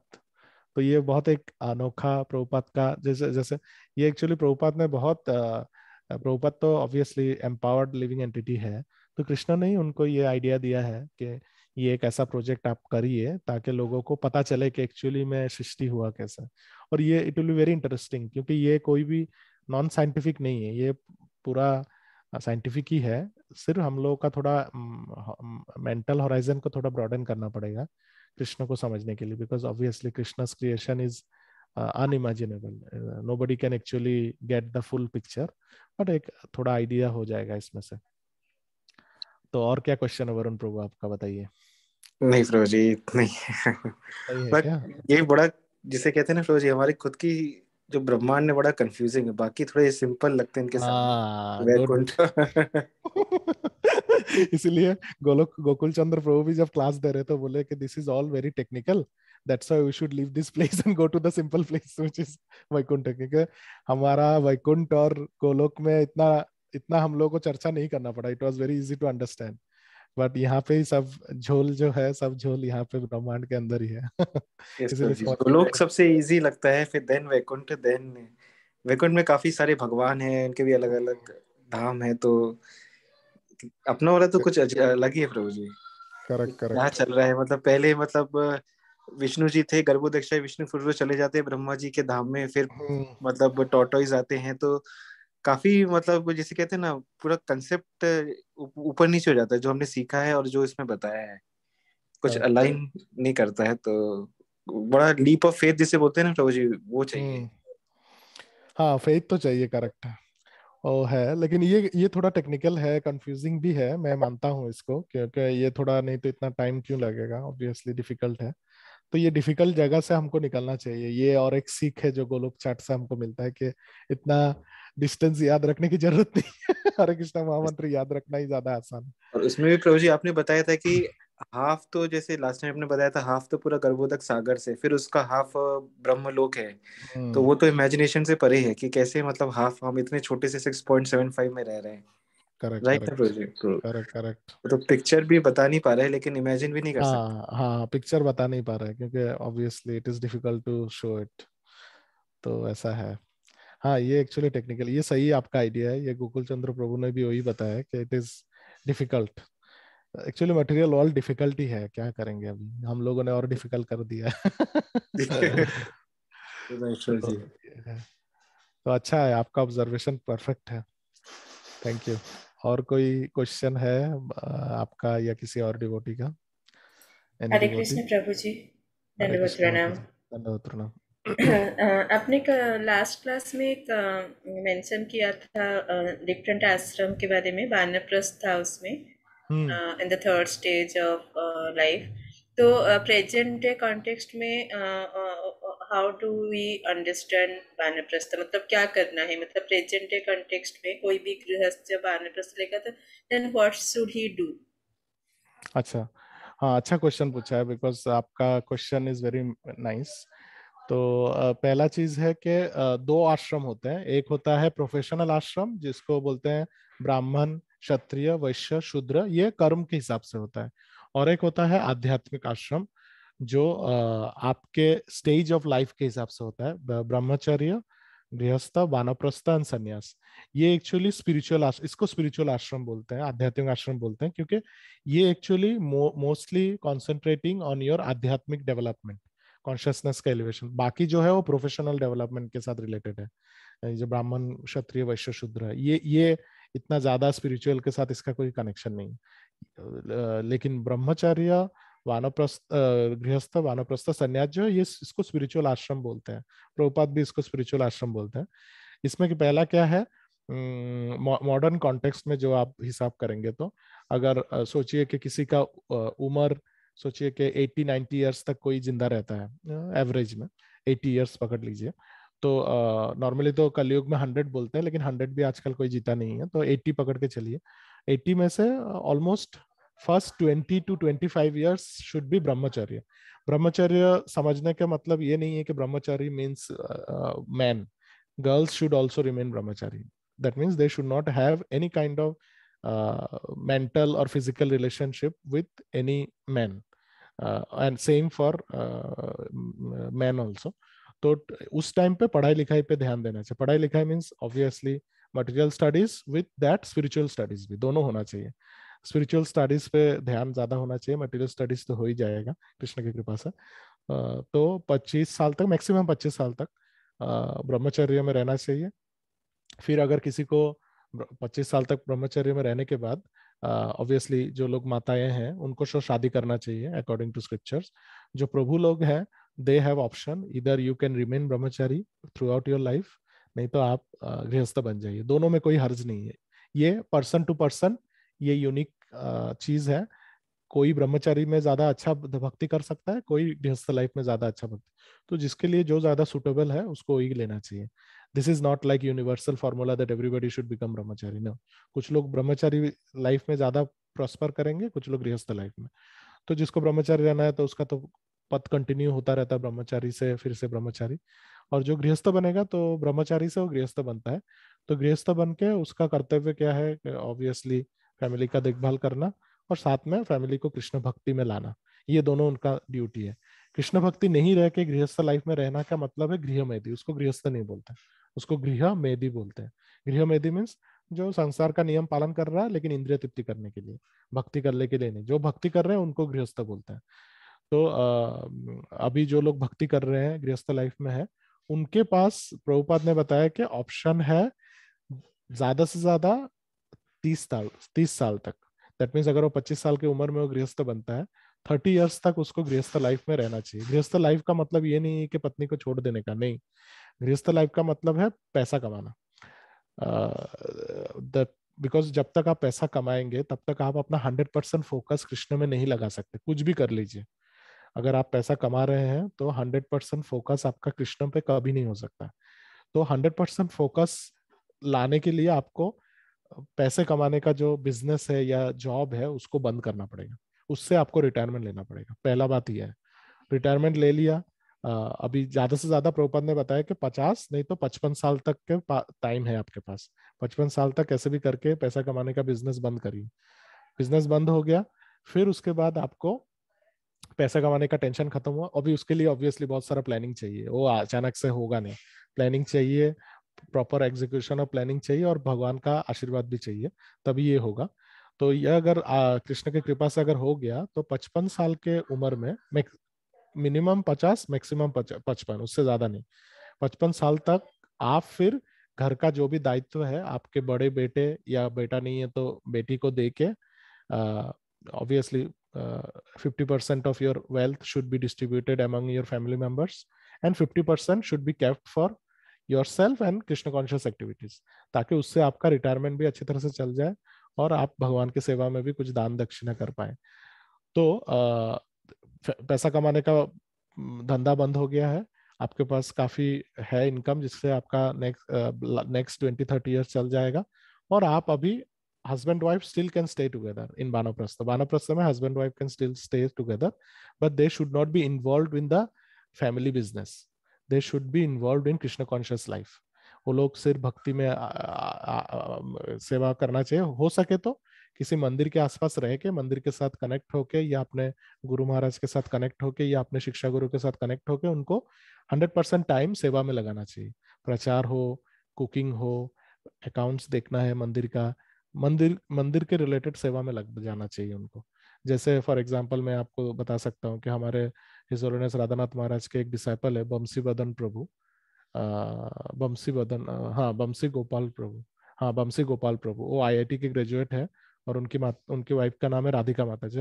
मैं उनको पर्सनली पहचानता हूँ कि वो कलकत्ता में गृहस्थ लोगों का क्लास देने के लिए आते हैं। तो वो दोनों, उनका उम्र भी ऐसे 55 के आसपास है, लेकिन वो लोग 3-4 साल पहले से ही वो लोग रिटायरमेंट ले चुके हैं। They are now full time engaged in preaching activity. They go to different parts of India, outside India also, and they go and give classes and they continue with their seva. They are not doing any पैसा कमाने का business, वो छोड़ दिया वो लोगों ने। उनके पास जो है उससे उनका चल रहा है, और वो लोग भ्रमण कर करके प्रचार करते हैं। प्लस कभी कभी किसी मंदिर में अगर रह के कुछ करना है कुछ दिनों के लिए तो वो लोग वो भी करते हैं। They are totally free from taking care of their children. Children are married, settled, forget, now they are totally free from their tension and they are doing their seva। तो ऐसा कुछ करना चाहिए, उसको वानप्रस्थ बोलते हैं। वानप्रस्थ means husband wife can still stay together but they should not be engaging in the family matters, they should totally engage in Krishna conscious activities। फिर उसके बाद अगर कोई अगर बहुत ज्यादा एलिवेटेड है, अच्छा कृष्ण ने उनके ऊपर स्पेशल मर्सी किया है किसी प्रभु के ऊपर, he can think of taking संन्यास। संन्यास में husband wife can not stay together, लेकिन संन्यास बहुत ही कम लोग लेते हैं। संन्यास लेना इतना आसान भी नहीं है। मीन्स सोचिए कि 1 लाख डिवोटी में एक भी सन्यासी बनेगा क्या, डाउटफुल है। तो संन्यास के बारे में मैं बताऊंगा नहीं, लेकिन सन्यासी भी बनते हैं जो लोगों का माइंड सेटल्ड है, जो लोग बहुत ज्यादा भगवान के प्रति डिवोटेड है, जिनका सेंस के ऊपर बहुत ज्यादा कंट्रोल है, वो इस्कॉन में ऐसा नियम है कि मिनिमम 50 साल का होना पड़ेगा आपको सन्यासी बनने के लिए, और उसके लिए भी बहुत सारा एग्जाम होता है। वो बहुत डिफिकल्ट प्रोसेस भी है, और ये सबके लिए नहीं है। तो ये प्रभु लोग ही सिर्फ कर सकते हैं और सन्यासी बन सकते हैं, ऐसा तो है ऐसा। और so this is the whole process. Current context में यही है कि गृहस्थ लाइफ में रही है, लेकिन 55 साल के बाद कोशिश करिए कि बेटा बेटी के अफेयर में और फंसिए मत, इससे निकलना है आपको कैसे भी करके।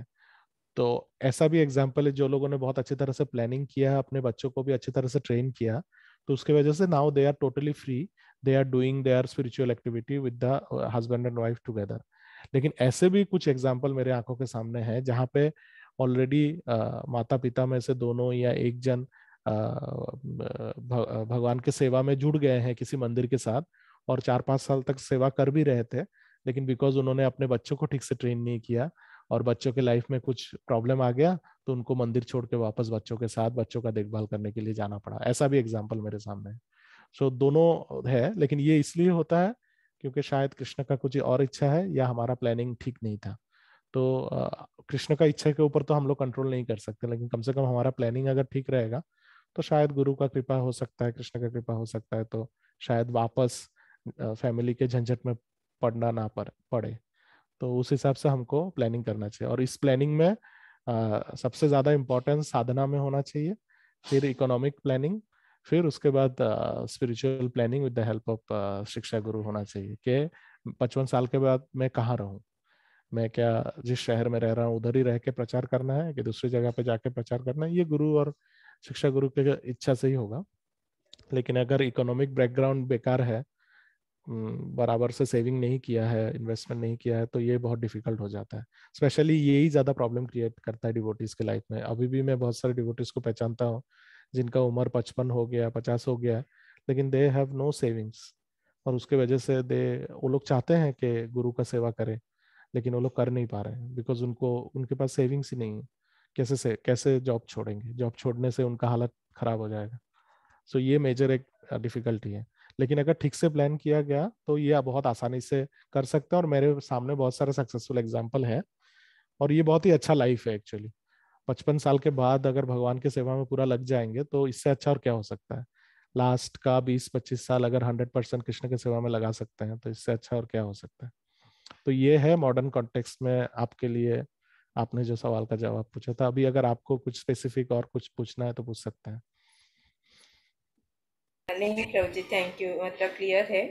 खाली मैं जो आप जैसे रियल एग्जांपल्स बता रहे हैं ना, तो उस कंटेक्स्ट में खाली मुझे यही ऐड करना था कि बहुत सारे पेरेंट्स को फाइनेंशियली नहीं, लेकिन बच्चे सेटल हो जाते हैं तो भी उनके बच्चों को देखने के लिए रहना पड़ता है। मतलब हाँ, मैं मेरे सामने ये एग्जांपल है, जैसे मैं अपने पेरेंट्स या फिर घर में दूसरे पेरेंट्स को देखती हूँ, मतलब उनका खुद का कुछ ऐसा प्रॉब्लम नहीं है, मतलब they are financially hmm, settled and all, बच्चे हम्म, भी फाइनेंशियली सेटल्ड हैं, लेकिन उनके हम्म, बच्चों को, because both the parents are working, तो उनके हम्म। बच्चों को देखने के लिए उनके साथ में रहना पड़ता है।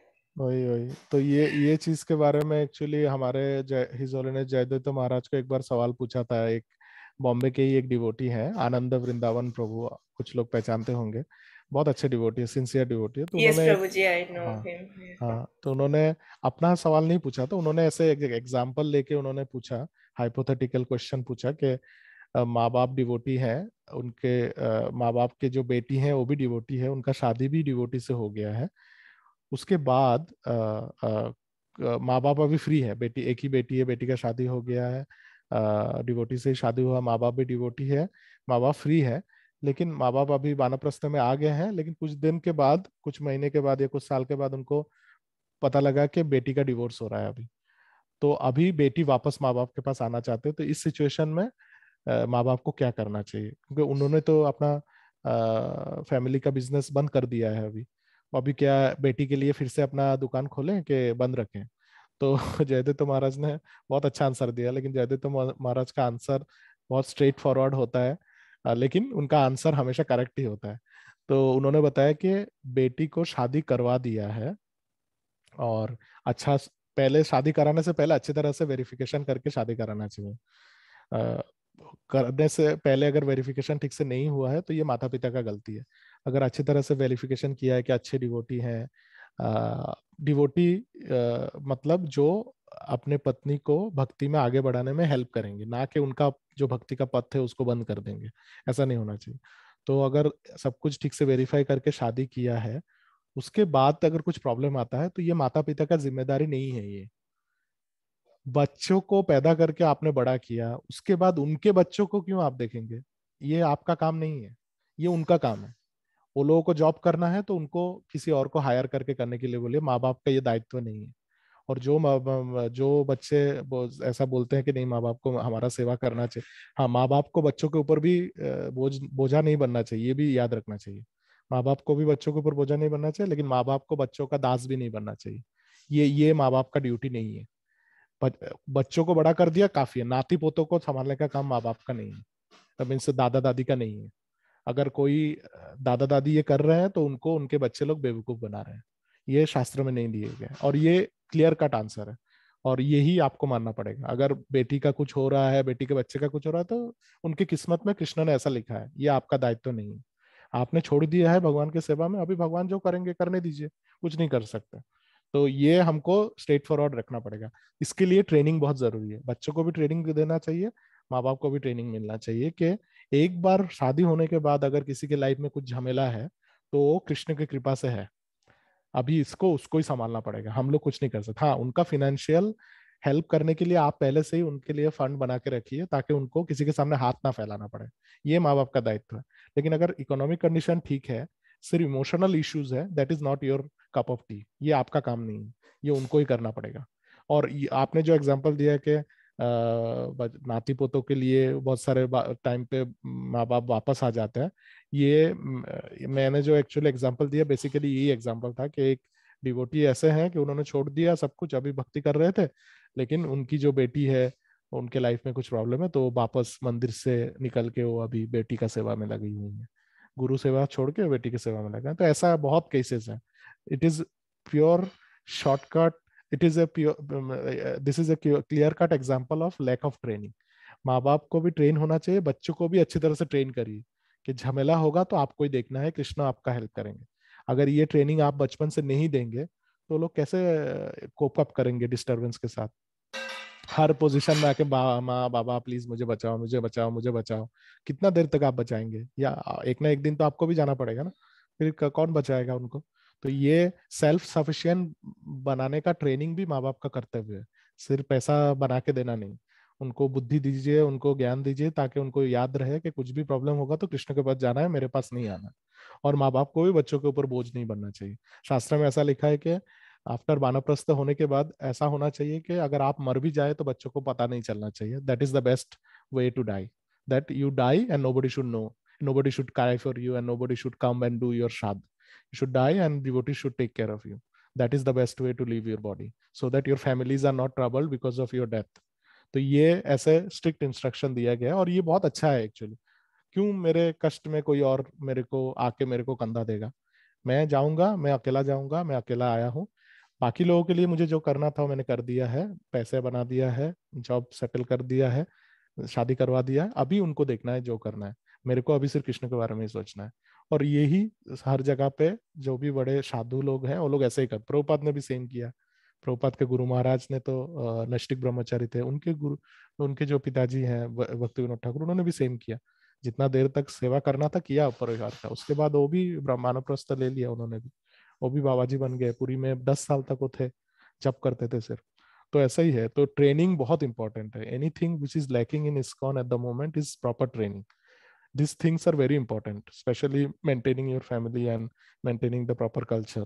And अगर आपको लगता है कि जैसे कुछ कुछ माँ बाप ऐसे होते हैं कि मैं तो कोशिश कर रहा हूँ लेकिन बच्चे भक्त बन नहीं रहे हैं, तो लोग छोड़ देते हैं, बोले कि ठीक है जो होगा देखा जाएगा, बच्चे लोगों को बनना है तो बनने दो, नहीं तो मैं तो और कोशिश नहीं कर सकता। लेकिन वो लोग फिर फ्यूचर में जाके फंसते हैं, क्योंकि वो लोग तो बनते तो नहीं, लेकिन आसक्ति तो रह जाता है बच्चों के प्रति, क्योंकि ऑब्वियसली एक खोटा सिक्का निकलेगा तो उनके प्रति आसक्ति रहता है। सबसे हमेशा खोटे सिक्कों के प्रति माँ बाप का आसक्ति ज्यादा होता है। और खोटे सिक्के को ठीक से आपने ट्रेन नहीं किया है तो वो जब फंसेगा लाइफ में, फिर आपको वापस गुरु को छोड़ के इसके सेवा में लगना पड़ेगा। तो इसीलिए अभी से ट्रेन करना चालू करिए कि बाद में फिर से आके आपको ट्रेन ना करना पड़े। तो ये सब चीज हमको ध्यान रखना चाहिए, और इसके लिए पहले से ही, इसीलिए काउंसलर बहुत इंपॉर्टेंट है। काउंसलर या शिक्षा गुरु जिनको बोलते हैं, उनका बहुत इंपॉर्टेंट इनपुट होता है लाइफ में।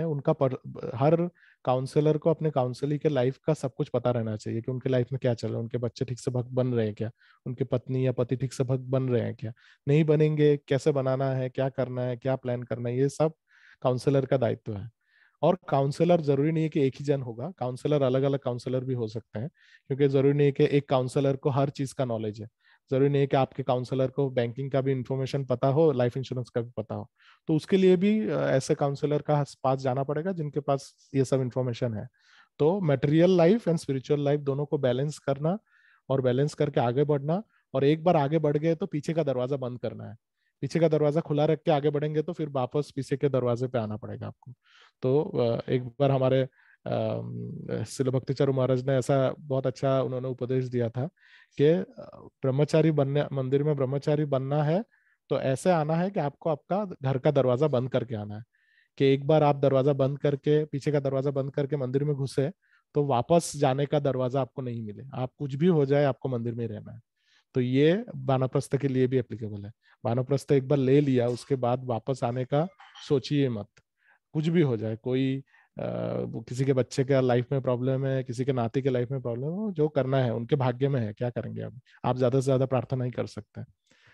तो ऐसा, इसीलिए ट्रेनिंग बहुत इंपॉर्टेंट है। ये आपने इम्पोर्टेंट बात बताया, तो इसको मैंने थोड़ा और क्लैरिफाई करने की कोशिश किया। अनिता माता जी ने हाथ ऊपर किया है, कुछ पूछना है तो प्लीज पूछिए।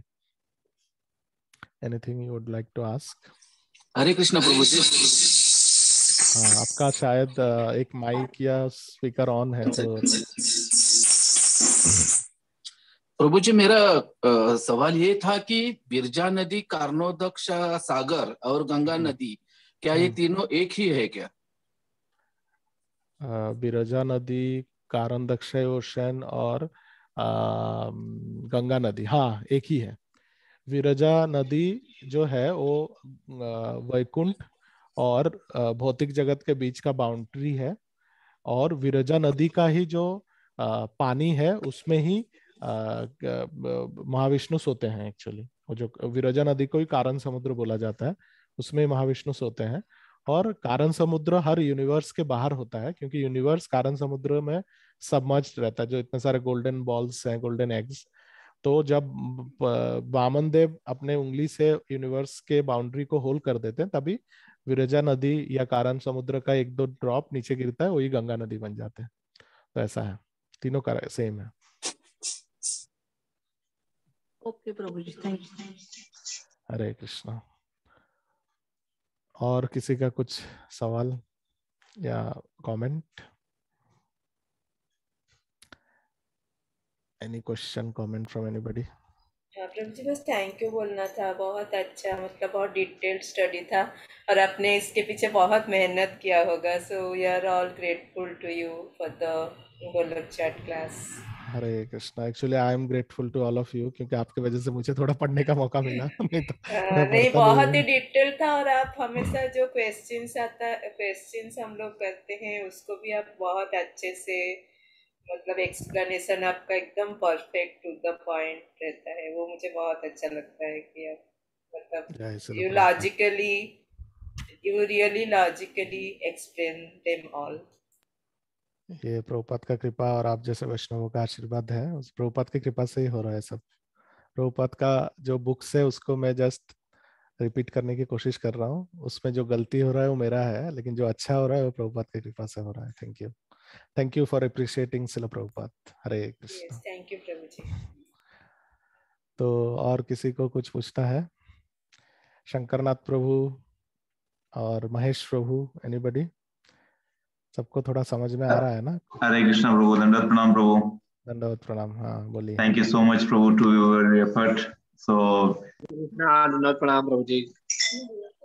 हाँ, एक जन करके बोलिए। पहले शंकरनाथ प्रभु बताइए। Sorry.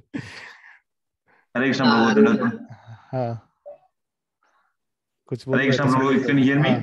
I can hear you now. You Yeah, can yeah, continue. yeah. Yeah, thank you so much, Prabhu, for the wonderful session. Last few weeks session. Maybe I attend few and I didn't attend. Maybe in the by Prabhupada mercy, I will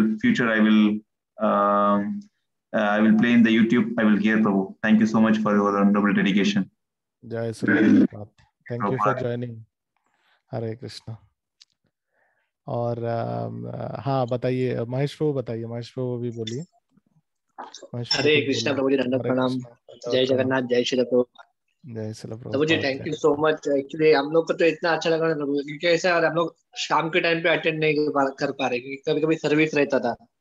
correct तो correct. आपका recording की वजह से हम लोग सुबह जब cooking करती है और यहाँ पे मैं यहाँ से वहाँ घूमते रहते तो मैं सुनता हूँ उस टाइम पे स्पीकर पे लगा के, हम लोग वही सुनते हैं। तो थैंक यू सो जय मच। श्री प्रभुपाद।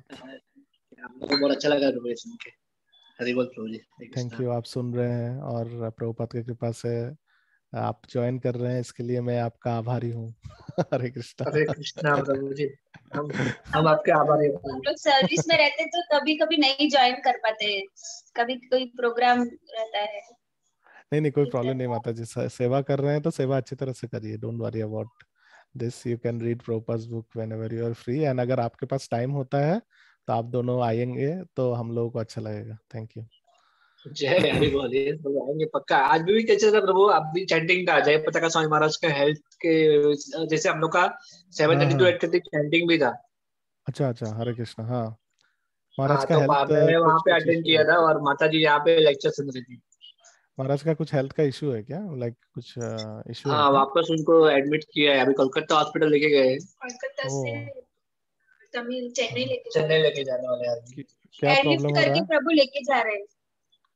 क्या उनको प्रॉब्लम हो कोविड भी रहा है? हुआ था प्रभु सेकेंड टाइम, और अभी उनको अभी वोमिटिंग सुबह से उनको वॉमिटिंग हो रहा है और हेमोग्लोबिन भी बहुत लो हो गया है, ओ, तो हरे उनको कृष्णा। एयरलिफ्ट किया सुबह कोलकाता से, अभी चेन्नई में लेके जा रहे हैं। अरे बाप रे, ये तो मुझे पता नहीं था। ठीक है, हम लोग सब एक साथ प्रे करेंगे महाराज के लिए, बट मुझे लगता है कि ये जल्दी महाराज ठीक हो जाएंगे प्रभुपाद की कृपा से। तो यस और बाकी आप लोगों का हेल्थ ठीक है ना सबका?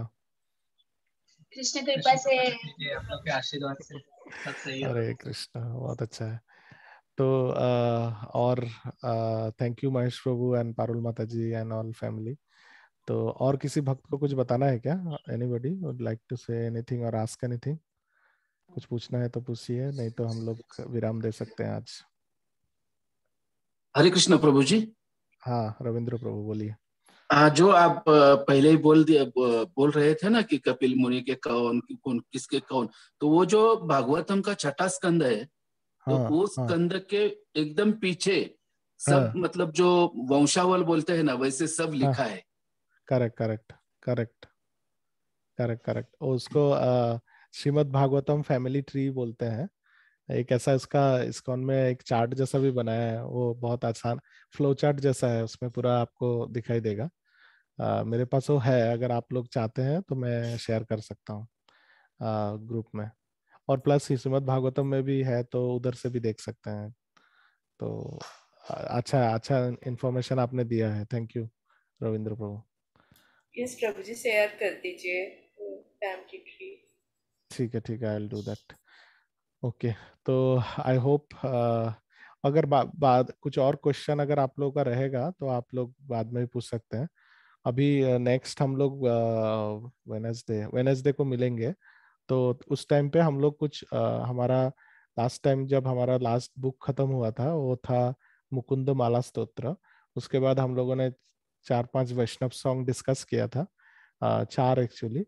और जो रेगुलर मंदिर में, इस्कॉन मंदिरों में जो आरती के टाइम पे कीर्तन होता है, तो वाला सॉन्ग हम लोगों ने डिस्कस किया था। अभी नेक्स्ट 1-2 क्लास में हम लोग और 2-3 सॉन्ग डिस्कस करके फिर नेक्स्ट जो भी बुक हम लोगों को पढ़ना है एक साथ डिसाइड करके हम लोग वो बुक पे जा सकते हैं। ठीक है, तो नेक्स्ट वेडनेसडे को हम लोग 2-3 में भी वैष्णव सॉन्ग डिस्कस करेंगे, और उसके बाद हम लोग नया कौन सा बुक शुरू करना है उसके ऊपर सबके सहमति से हम लोग प्रभुपाद का नेक्स्ट बुक शुरू कर सकते हैं। ठीक है, और थैंक यू आप लोग कृपा करके ज्वाइन किए, और प्रभुपाद की कृपा से ये सब संभव हो रहा है। और जितने भी डिवोटी, स्पेशली गोलोका चार्ट बनाने में जो डिवोटी लोगों ने मेहनत किया है बहुत, स्टार्टिंग फ्रॉम हिज होलीनेस भक्ति विकास महाराज, गोकुल चंद्र प्रभु, और उनके जितने भी असिस्टेंट हैं सब लोगों ने मिलके, उनको बहुत सारा धन्यवाद। उनके कृपा से ये चार्ट बना है। और अल्टीमेटली आप सबको धन्यवाद, क्योंकि आप लोगों की वजह से मेरे को थोड़ा पढ़ने को मौका मिला। और मैं गोकुल चंद्र प्रभु का भी जो गोलोका चार्ट का 4 लेक्चर है उनका, वो भी मैं आज ग्रुप में शेयर कर दूंगा। आप लोग बाद में जब भी आपको टाइम मिलेगा आप उनसे भी सुनिए, क्योंकि वो उनको ज्यादा नॉलेज है ये सब चीजों का। उनसे उनका सुनेंगे तो आपको शायद और ज्यादा क्लैरिटी मिलेगा। क्योंकि मैं तो टू एंड ट्रू मीन्स क्या बोलते हैं कि ओरिजिनल सोर्स से सुन के मैं आपको बताया तो मेरा गलती हो सकता है, लेकिन उनका सुनेंगे तो आपको ज्यादा अच्छी तरह से शायद समझ में आएगा।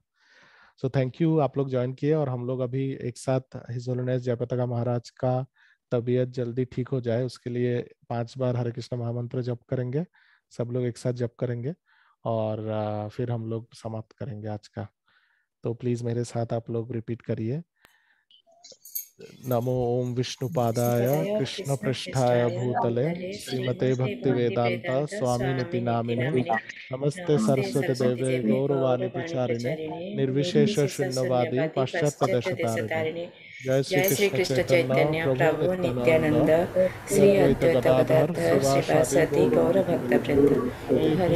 हरे कृष्ण कृष्ण कृष्ण हरे हरे हरे राम राम राम हरे हरे कृष्ण कृष्ण कृष्ण हरे हरे हरे राम राम हरे हरे हरे कृष्ण कृष्ण हरे हरे हरे राम राम हरे हरे हरे कृष्ण हरे हरे हरे राम राम हरे हरे कृष्ण कृष्ण हरे हरे हरे राम राम हरे हरे। कल्पतरुभ्यश्च कृपा सिन्धुभ्य एव च पतितानां पावनेभ्यो वैष्णवेभ्यो नमो नमः। अनंत कोटि वैष्णव वृंद की जय। जगत श्रील प्रभुपाद की जय। उपस्थित गौर भक्त वृंद की जय। निताय गौर प्रेमानंद हरि हरे कृष्ण। सिद्धार्थ प्रभु की जय। प्रभुपाद की जय। जय Srila Prabhupada. Thank you for joining and we will meet again on Wednesday. हरे कृष्णा। दंडवत प्रणाम। हरे हरे कृष्ण। कृष्णा। दंडवत प्रणाम प्रभु जी। दंडवत प्रणाम। हरे कृष्णा, दंडवत प्रणाम। दंडवत प्रणाम। प्रणाम।